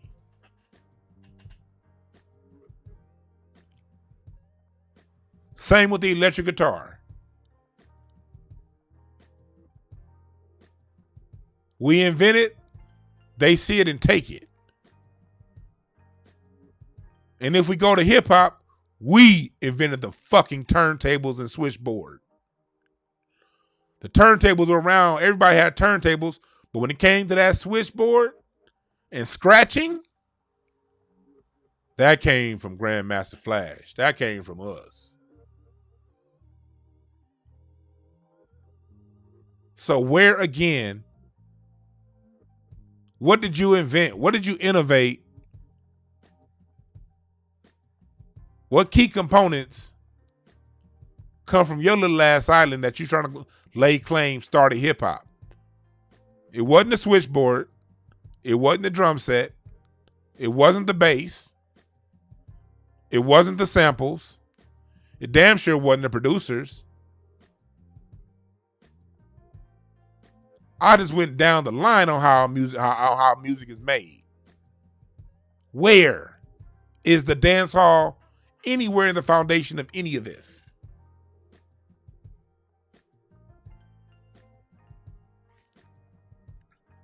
And when people want to say African, well, the drums came from Africa. The drums came from Africa 5,000 years ago. The whole world uses drums. China, Indonesia, Brazil, Argentina, Australia. The drums are across the planet. But the drum set, that started here with this black man you see on camera right now.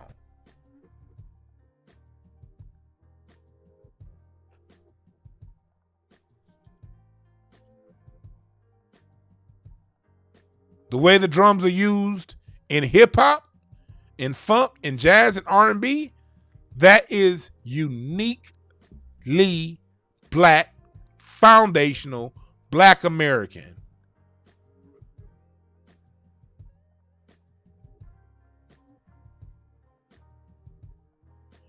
Edward D.D. Chandler, 1896. The foundation of the drum set is the foot pedal. All grooves are laid in and laid out around what that foot doing. And you looking at the man that invented the foot pedal. Before him, you needed two different drummers to pull off that sound.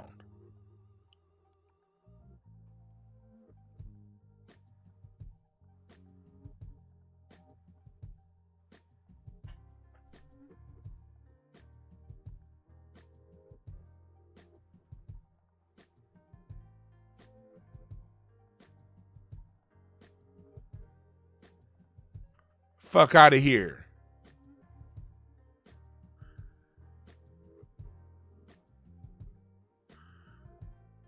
You're right, Miss AP. Breakdancing came from funk.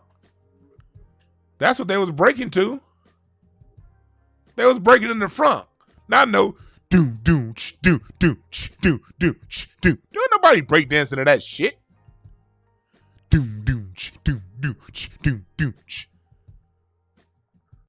No, who's breaking the funk? Get up off of that thing and dance till you feel better. Get up off of that thing. Try to release that pressure. That's what there's breakdancing to. Do do, nigga. That's where breakdancing came from. It didn't come off no, give me the light and Pastor Joe. Playing that same goddamn beat for every goddamn song. Do, do, do, do. I remember I played the drums for a reggae band one time and I left after a couple months. That shit was boring. It was the same beat over and over again. Down on the one, accent the hi-hat on the up note, lay it back down on 2 and 4. Doom, boom, boom. You get tired of playing that shit over and over and over again. And then you speed it up, it's do do do do do do do do do do. You know how boring that is to play as a drummer? For 18 goddamn songs? Do do do do do do do do. Nigga, give me a break. They want me to play some goddamn dance hall music as a drummer. They're going to have to pay me real good. Be sitting there yawning all goddamn night playing the same damn beat over and over and over again. And you want to say that hip hop comes from that shit. Kiss my black ass.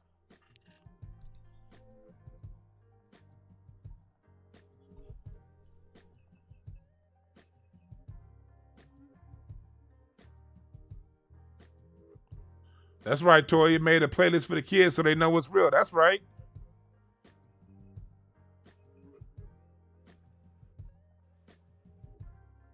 Yeah.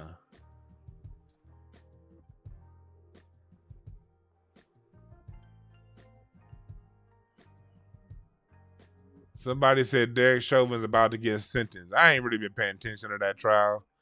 I don't really care what happened to that white man, honestly. Because black people replacing the system of white supremacy with the system of justice, one trial, whether it happens good or bad, is just one little rope, one little speed bump on the road to justice. I hope he gets life in prison, but I'm not putting all my eggs in it, because even if he do gets life in prison, we as a people still have a long way to go.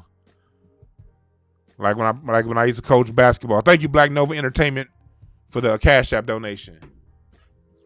Like when I coached basketball, I never got excited over a made three-pointer midway through the second quarter. We still got a whole game to finish. The same way I never got too mad over a turnover my kids had in the first quarter of a game. Got to stay focused on the game.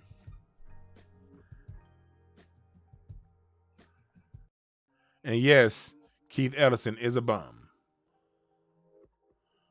Doogie 54 said, wrote a song about it. When it hit, here it go. In living color.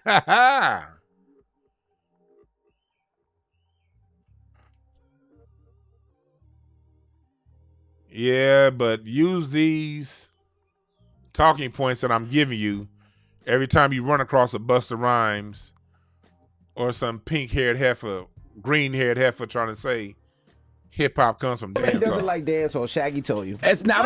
That's not true. No, hold on. That's not true. It is true. It is true. I You like make fun of Charlamagne, it. so I really want to get into this.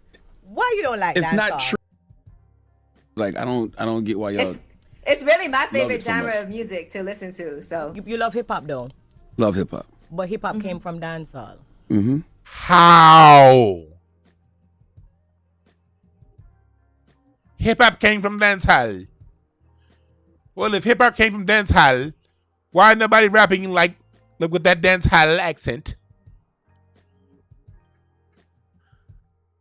Why did Busta Rhymes have to sound like he from New York, not Jamaica, in order to make it? If New York was rapping it, if Busta was rapping it in a Jamaican accent, do you think he sells those records?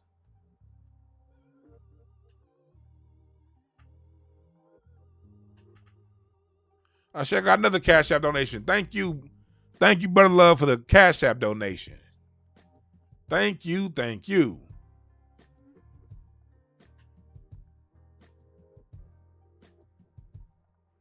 Why did Busta Rhymes have to hide where he came from? We didn't even know the nigga came from Jamaica till the last 10 years. We didn't know that shit back in the 90s. If you so confident hip hop came from dancehall, shouldn't he have come out back in the 90s like, look, I'm bringing my shit to New York. I'm going to rap and talk in my Jamaican patois accent because we the founders of this shit and I'm going to stand in it. That ain't what he did. He came in trying to sound like the rest of us.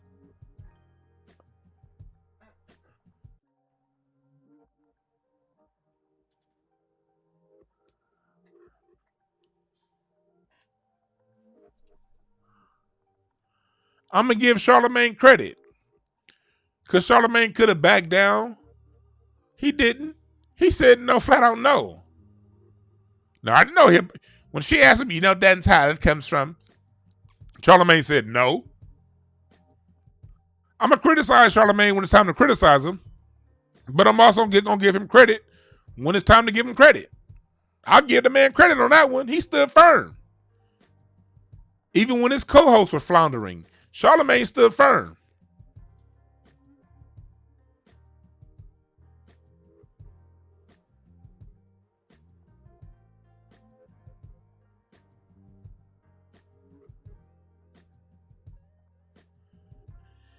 If your retort to me is a verse that Busta spent and not his whole career, that further along proves my point. Go back, look, the exception has never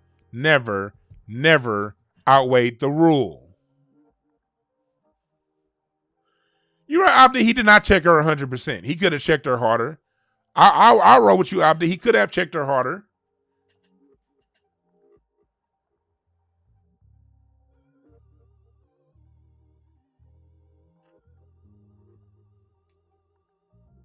But if you're going to pick up a beat or a song here and there, I'm giving y'all the rule, not the exception.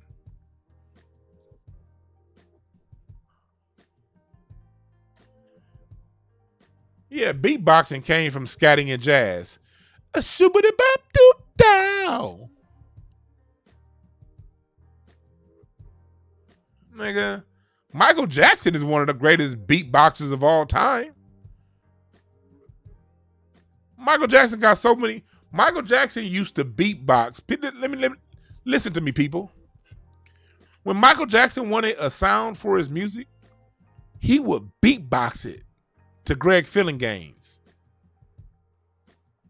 or Quincy Jones or Jimmy Jam and Terry Lewis or whoever's producing the song. Michael Jackson would beatbox the song, and the song will be created around what he beatboxed. Go listen to that song, Working Day and Night. That's Michael Jackson. That's him beatboxing.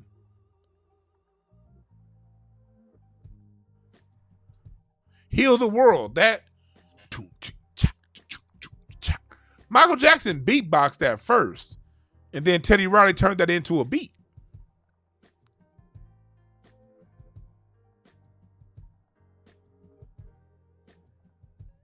Bobby McFerrin, who don't even rap, was a beatboxer. Don't worry, boom, boom, be happy. Boom. Bobby McFerrin from the Yellow Jackets.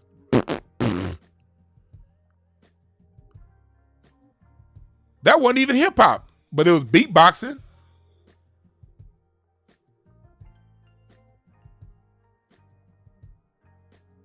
See, when I talk about Stranger in Moscow, another one.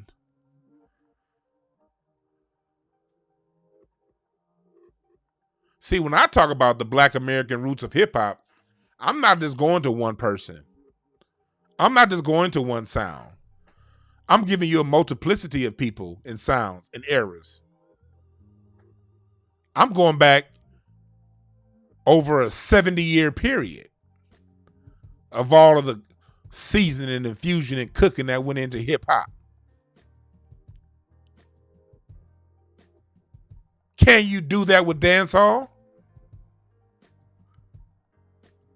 Can you literally name dozens of bands and music and sounds? Literally hundreds of musicians? If I go by the dancehall, can you put that many, hell, not just dancehall, all Caribbean music. Let's include dancehall, reggae, calypso, salsa, any sound you want. Let's include all the sounds of the Caribbean together. If you put all of those sounds together, do they equal what Parliament Funkadelic did by themselves? No. Do they equal what Cameo and the Gap Band? We can just take Cameo, the Gap Band, and the Ohio Players, put them three bands together, put them against all of the Caribbean. Guess who you're going to get more of a hip-hop sound from? Them three bands or every island in the Caribbean put together in their sounds into hip-hop?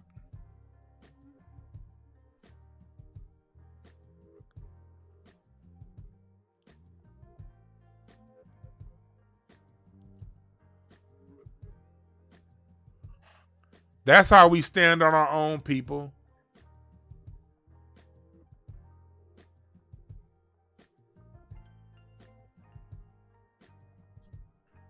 That's how we show these motherfuckers who we really are, by our knowledge of self. We got to appreciate the greats that came before us, man. We got to. It's imperative that we appreciate the greats. Because when you don't appreciate the greats, you get what we got right now in music. A whole bunch of immigrants that's fucking up our sound, and no disrespect to the immigrants. No, because we fucks with y'all. That's why we ain't been talking shit this whole time. But we are talking back to those who getting out of line. Y'all fucking up our music. Rihanna got big after hip hop and R&B devolved.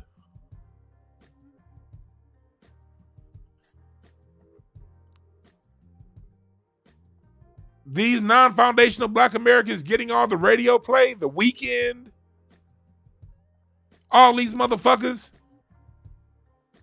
That's long after our sound devolved. And we've been disenfranchised from our sound. Because of a white paper report the United States put together in 1978. Before they even allowed most of y'all to start immigrating here in the 80s, this plan was put together to separate black Americans from the black sound before y'all even got here. Because most of y'all came in the 80s. The white paper report was done in 1978. The same government that sabotaged your home country, forcing you to come here, sabotaged our music. Now you got our music and you fucking it up. Under my umbrella, Ella, ain't no fucking music. That's some pretty chick who should have been a model singing a song that should have gone to someone with music talent.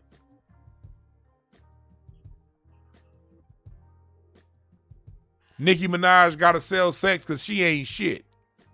Her music ain't got no goddamn substance, so she gotta sell a fake booty. Yeah, Tina Turner sold her legs, but Tina Turner and Ike had substance in the music. The legs were the show.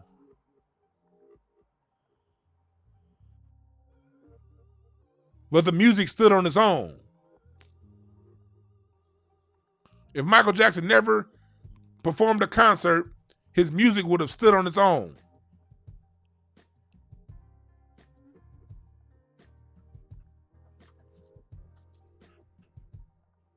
Yeah, y'all do control our music right now, and that's why our music fucking sucks.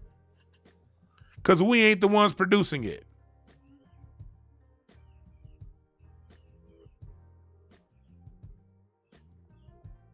That's why it sucks.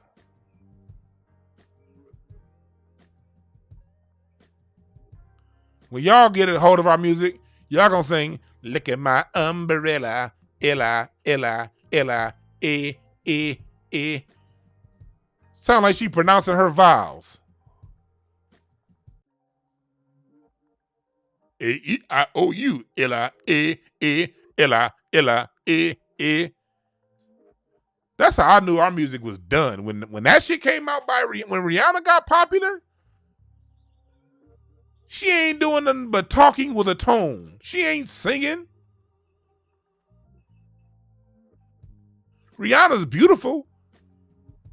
Should have been a cover girl. Should have been a model.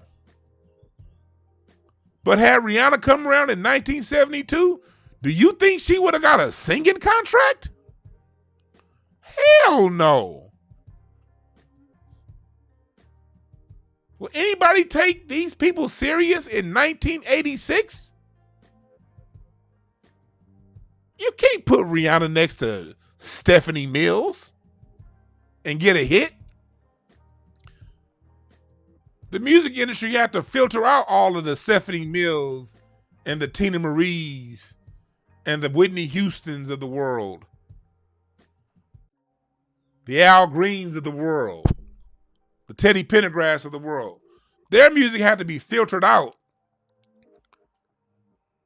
in order for you to get The Dream or The Weeknd or Rihanna. You can't put Rihanna's music next to a prime Mariah Carey. You can't put Rihanna's music next to Shaka Khan when she was still with Rufus, or even after she left Rufus. It wouldn't work.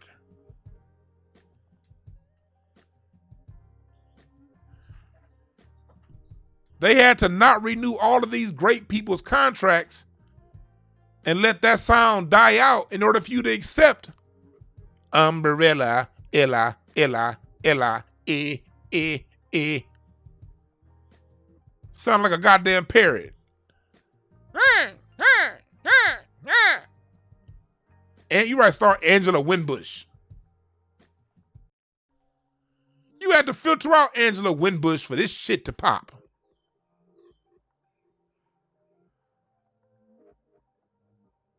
It would not work next to these people, man. You had to filter out a Shantae Moore. We don't give Shantae Moore enough credit. She got fucked over by the industry because she was too good. Toni Braxton. These women are gods.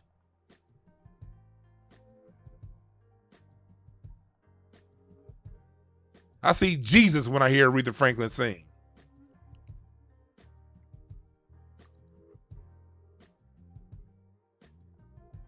I see the creator of all when these goddesses sing. Got screwed over by the record industry so they could lower the bar for you motherfuckers to come here. Yes, I said it, and I stand on it.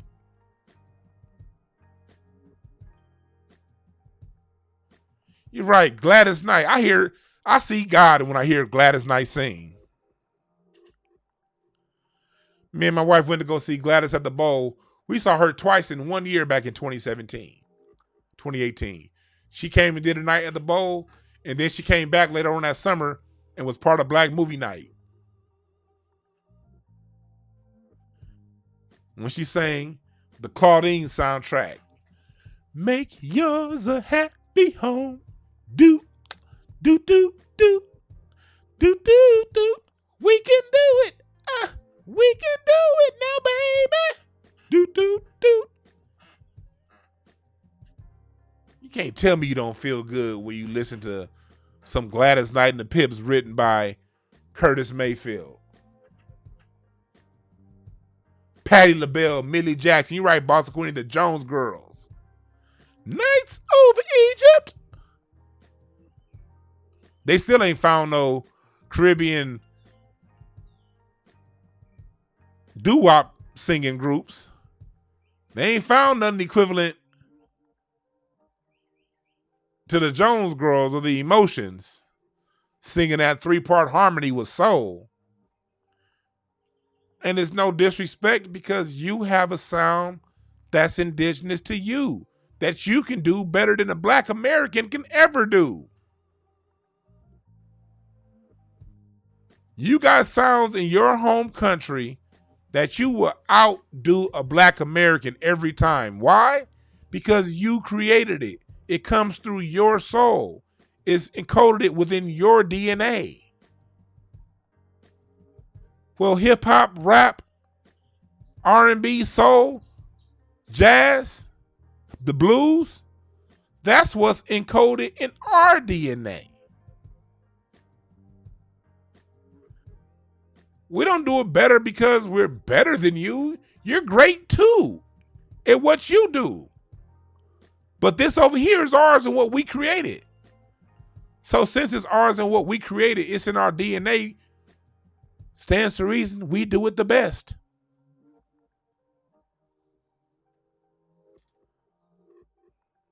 You're right. Y'all ain't got no, if y'all invented hip hop, where's your Atlantic Star? Where's your Anita Baker? All them sounds go into hip hop. Where's your, you right, Doogie 5-4? Where's your Betty Wright? Betty Wright, rest in peace, sang about love. She sang about life. She told you women, God, ladies, you can't do what the guys do and still be a lady. No, girls, that song, go listen to that song, Girls. You can't do what the guys do and still be a lady. Betty Wright was telling you what Kevin Samuels was telling you 50 goddamn years ago. Better go back and listen to her.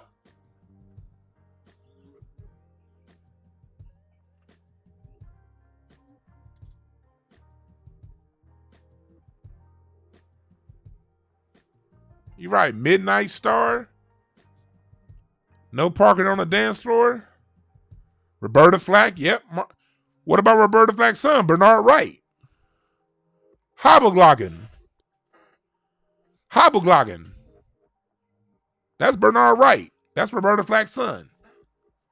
Denise Williams. Oh, Lord, how did I forget Denise Williams? How did I forget Denise Williams? Silly of me to think that I could ever have you for me, girl.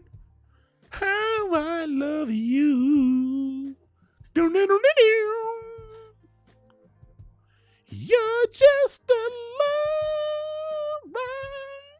Just girl.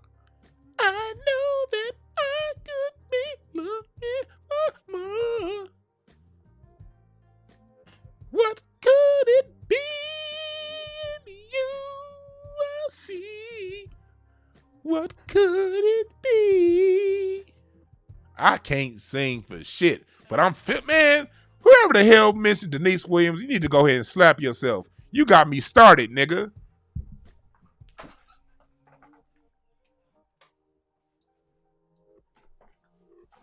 Somebody's watching. Somebody's watching. Somebody's watching. Somebody's watching. Go check out my Incense and Ashtrays Spotify playlist. I just added some new Denise Williams just last night. I just added some Denise Williams last night.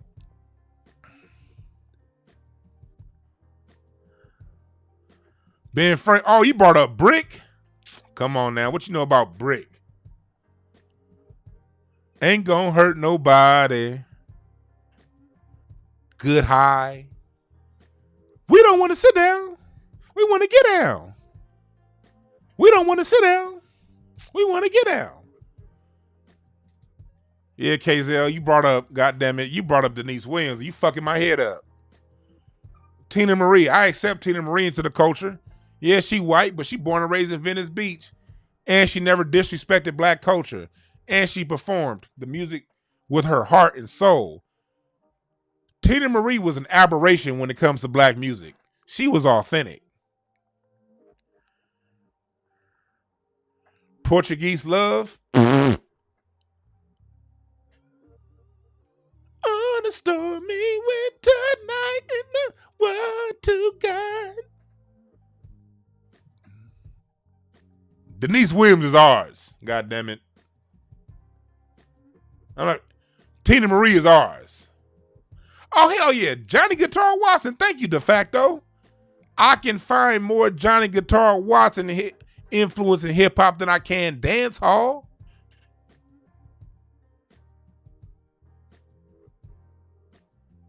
You're right, Miss AP. I don't do that racial trade shit usually. I don't like all that. We'll trade this white person for that black person. I don't do that. Except for when it comes to Tina Marie. Tina Marie, yeah, that's the one. That's my one. The one and only time you will ever see me do anything accepting white folks into our culture. Well, two. Tina Marie and Rod Temperton.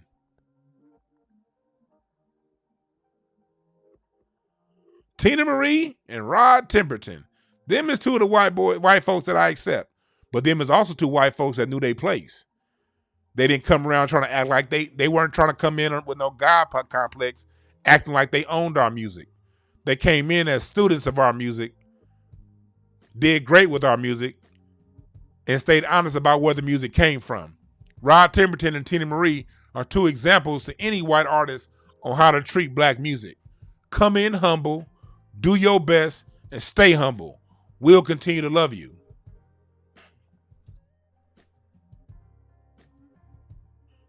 Now, I like Bobby Caldwell, but he only had one song. That was black.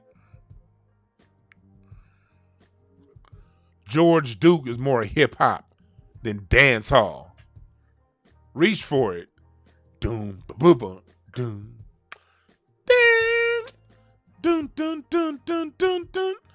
Doom, doom, doom, doom. Dance.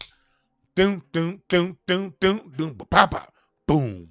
Doom, doom, doom, dance. Hey, doom, doom, doom. Nigga, George Duke. We gonna hit you with the dookie stick. We want to sing for you. Doom, doom, doom, doom. We want your lips to move. Doom, doom, doom, doom. Shouts out to Patrice Rushen and Dougal Chancellor and Sheila E. on that track with George Duke. This is where hip hop come from. Lakeside. Oh, Ben Frank, you fucking up. You bringing up some more white boys I love. Steely Dan. Asia? Steely Dan was smart though. They brought in all black artists on that Asia album. The musicians. Except for Steve Gadd on drums. Steve Gadd's not black, but Steve Gadd may as well be black. Shouts out to Steve Gadd, one of my favorite drummers of all time. Italian white boy. That was him that played a lot of stuff. He played on a lot of music with Quincy Jones. Steve Gadd. That was him playing the drums on Asia. But let me give y'all a little known history and fact of Asia with Steely Dan. On that song, the guy playing the person playing the horn is Wayne Shorter.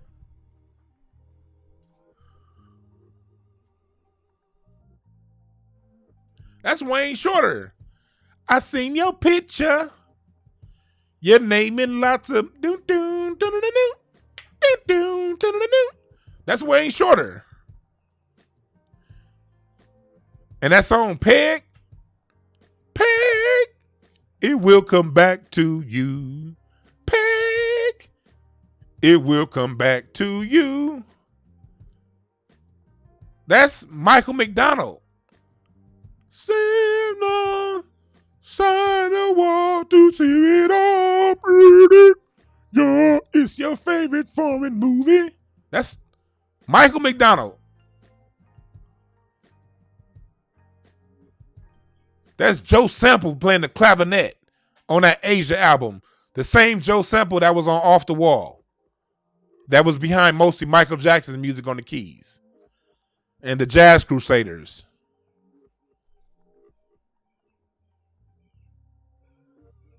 Man, don't play with me when it comes to this music. White Americans had more to do with the cultivation of hip-hop than dance hall. And they didn't play hardly any role.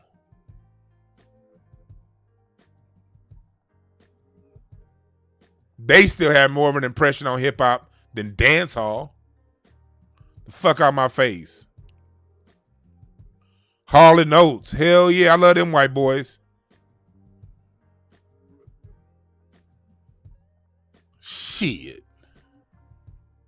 Just like I love you motherfuckers in the chat right now. Y'all some real ones. I fucks with y'all. Bossa Queenie, Magnetic, Cubizon. I fucks with y'all for real. Ben Frank, Miss AP, Tasha, Star. If I forget your name, please don't take it personal. Like what Jermaine Jackson said. Don't take it personal. Take the bitter with the sweet.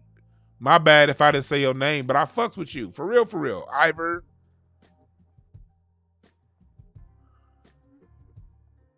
A bunch of on cold motherfuckers you are.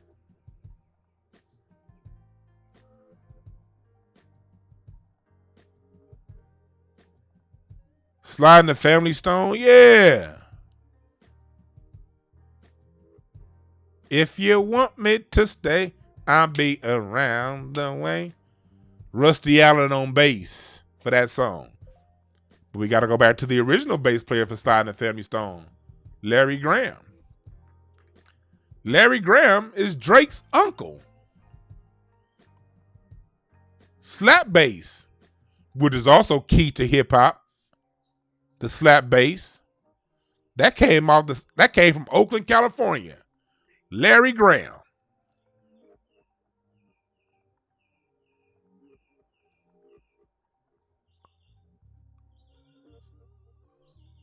I fucks with the Bee Gees. Nobody gets too much heaven enough.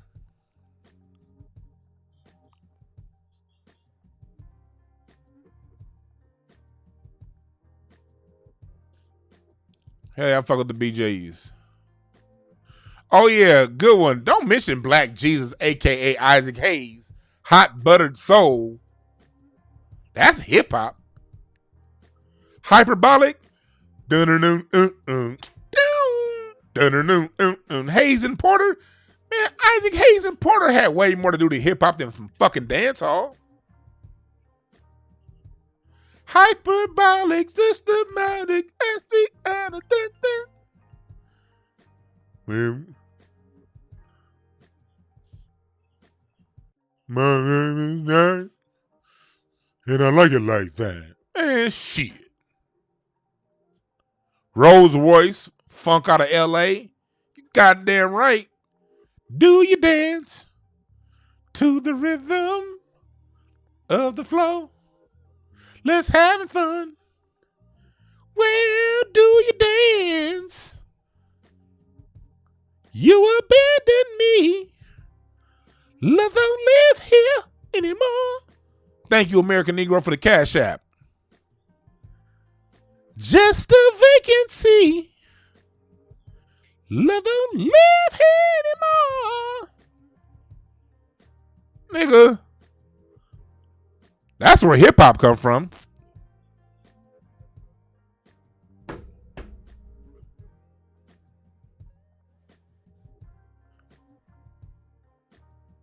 Well, yeah, thank y'all again for listening. Anything Grover Washington? Yep. The Funk Brothers outro? Yeah, the Funk Brothers from Motown are more responsible for anything hip hop than anything from dance hall.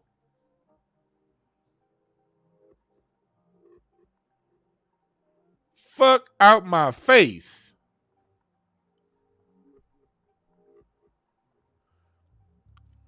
And out of all the names that we've named so far, we've probably only gotten through half. If not even, we haven't even gotten through half of the black artists responsible for the sound known as hip hop. We didn't even go into Miles Davis. We didn't even go into Muddy Waters. We didn't go into B.B. King. We didn't go into Fats Domino. We didn't even bring up the Lost Poets. We didn't bring up Pig Meat Markham. We didn't bring up Sister Rosetta Tharpe. We are forgetting more black artists that had something to do with the that put seasoning in the pot of hip hop. We forgetting more artists than we naming. And we got some old green-haired monster trying to say hip hop comes from dance hall.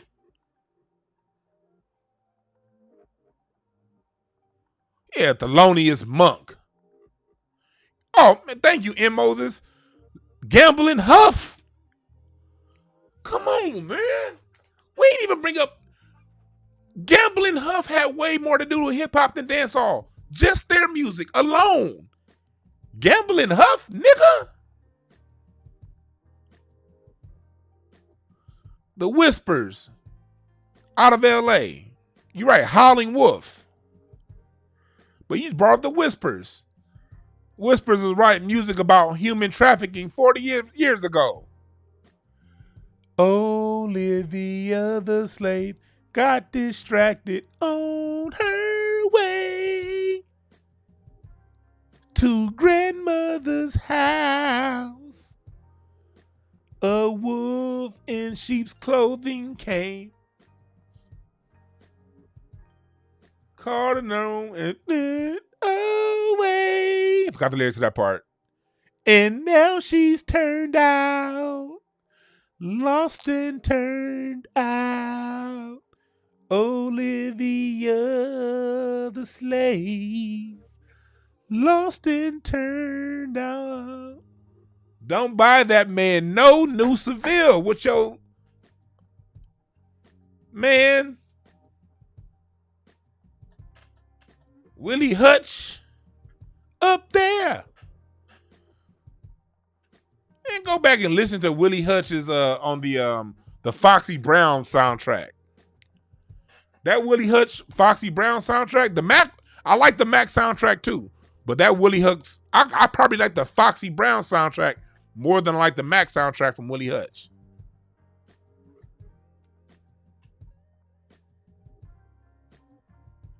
And Spoon Willis just said it before I get up out of here. Reggae was influenced by Black American jazz and old school R&B. Bob Marley admitted it. Bob Marley heard Motown and Stax And through hearing Motown and Stax, he came up with his sound. But as Black Americans, we aren't petty like that. We'll let y'all have that, Jamaica. We'll act as if Bob Marley didn't use the Black American bandstand instrumentation setup. We'll act as if he didn't use the Black American R&B sound. We'll act as if none of these things happened in order for you to live and keep credit. We're not going to do what you do and just sit around and try to lay claim, even though we have a legitimate claim, to your art. We're not going to be that petty. Okay? We're not going to be that petty. We're not. We can be, but we're not.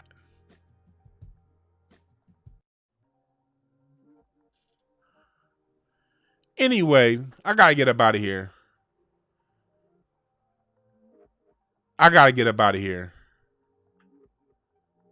My name is Dwan B. Get my live drum sample packs.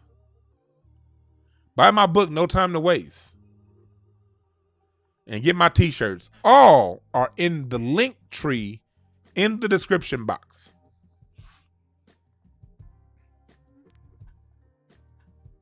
Visit the world of Dwan Brown in my link tree. Personal consulting services. All on my website. All that. Family communication consulting. All that is on the website. My name is Dwan B. And remember this. There are no perfect messengers. Only perfect messages for those who are willing to listen.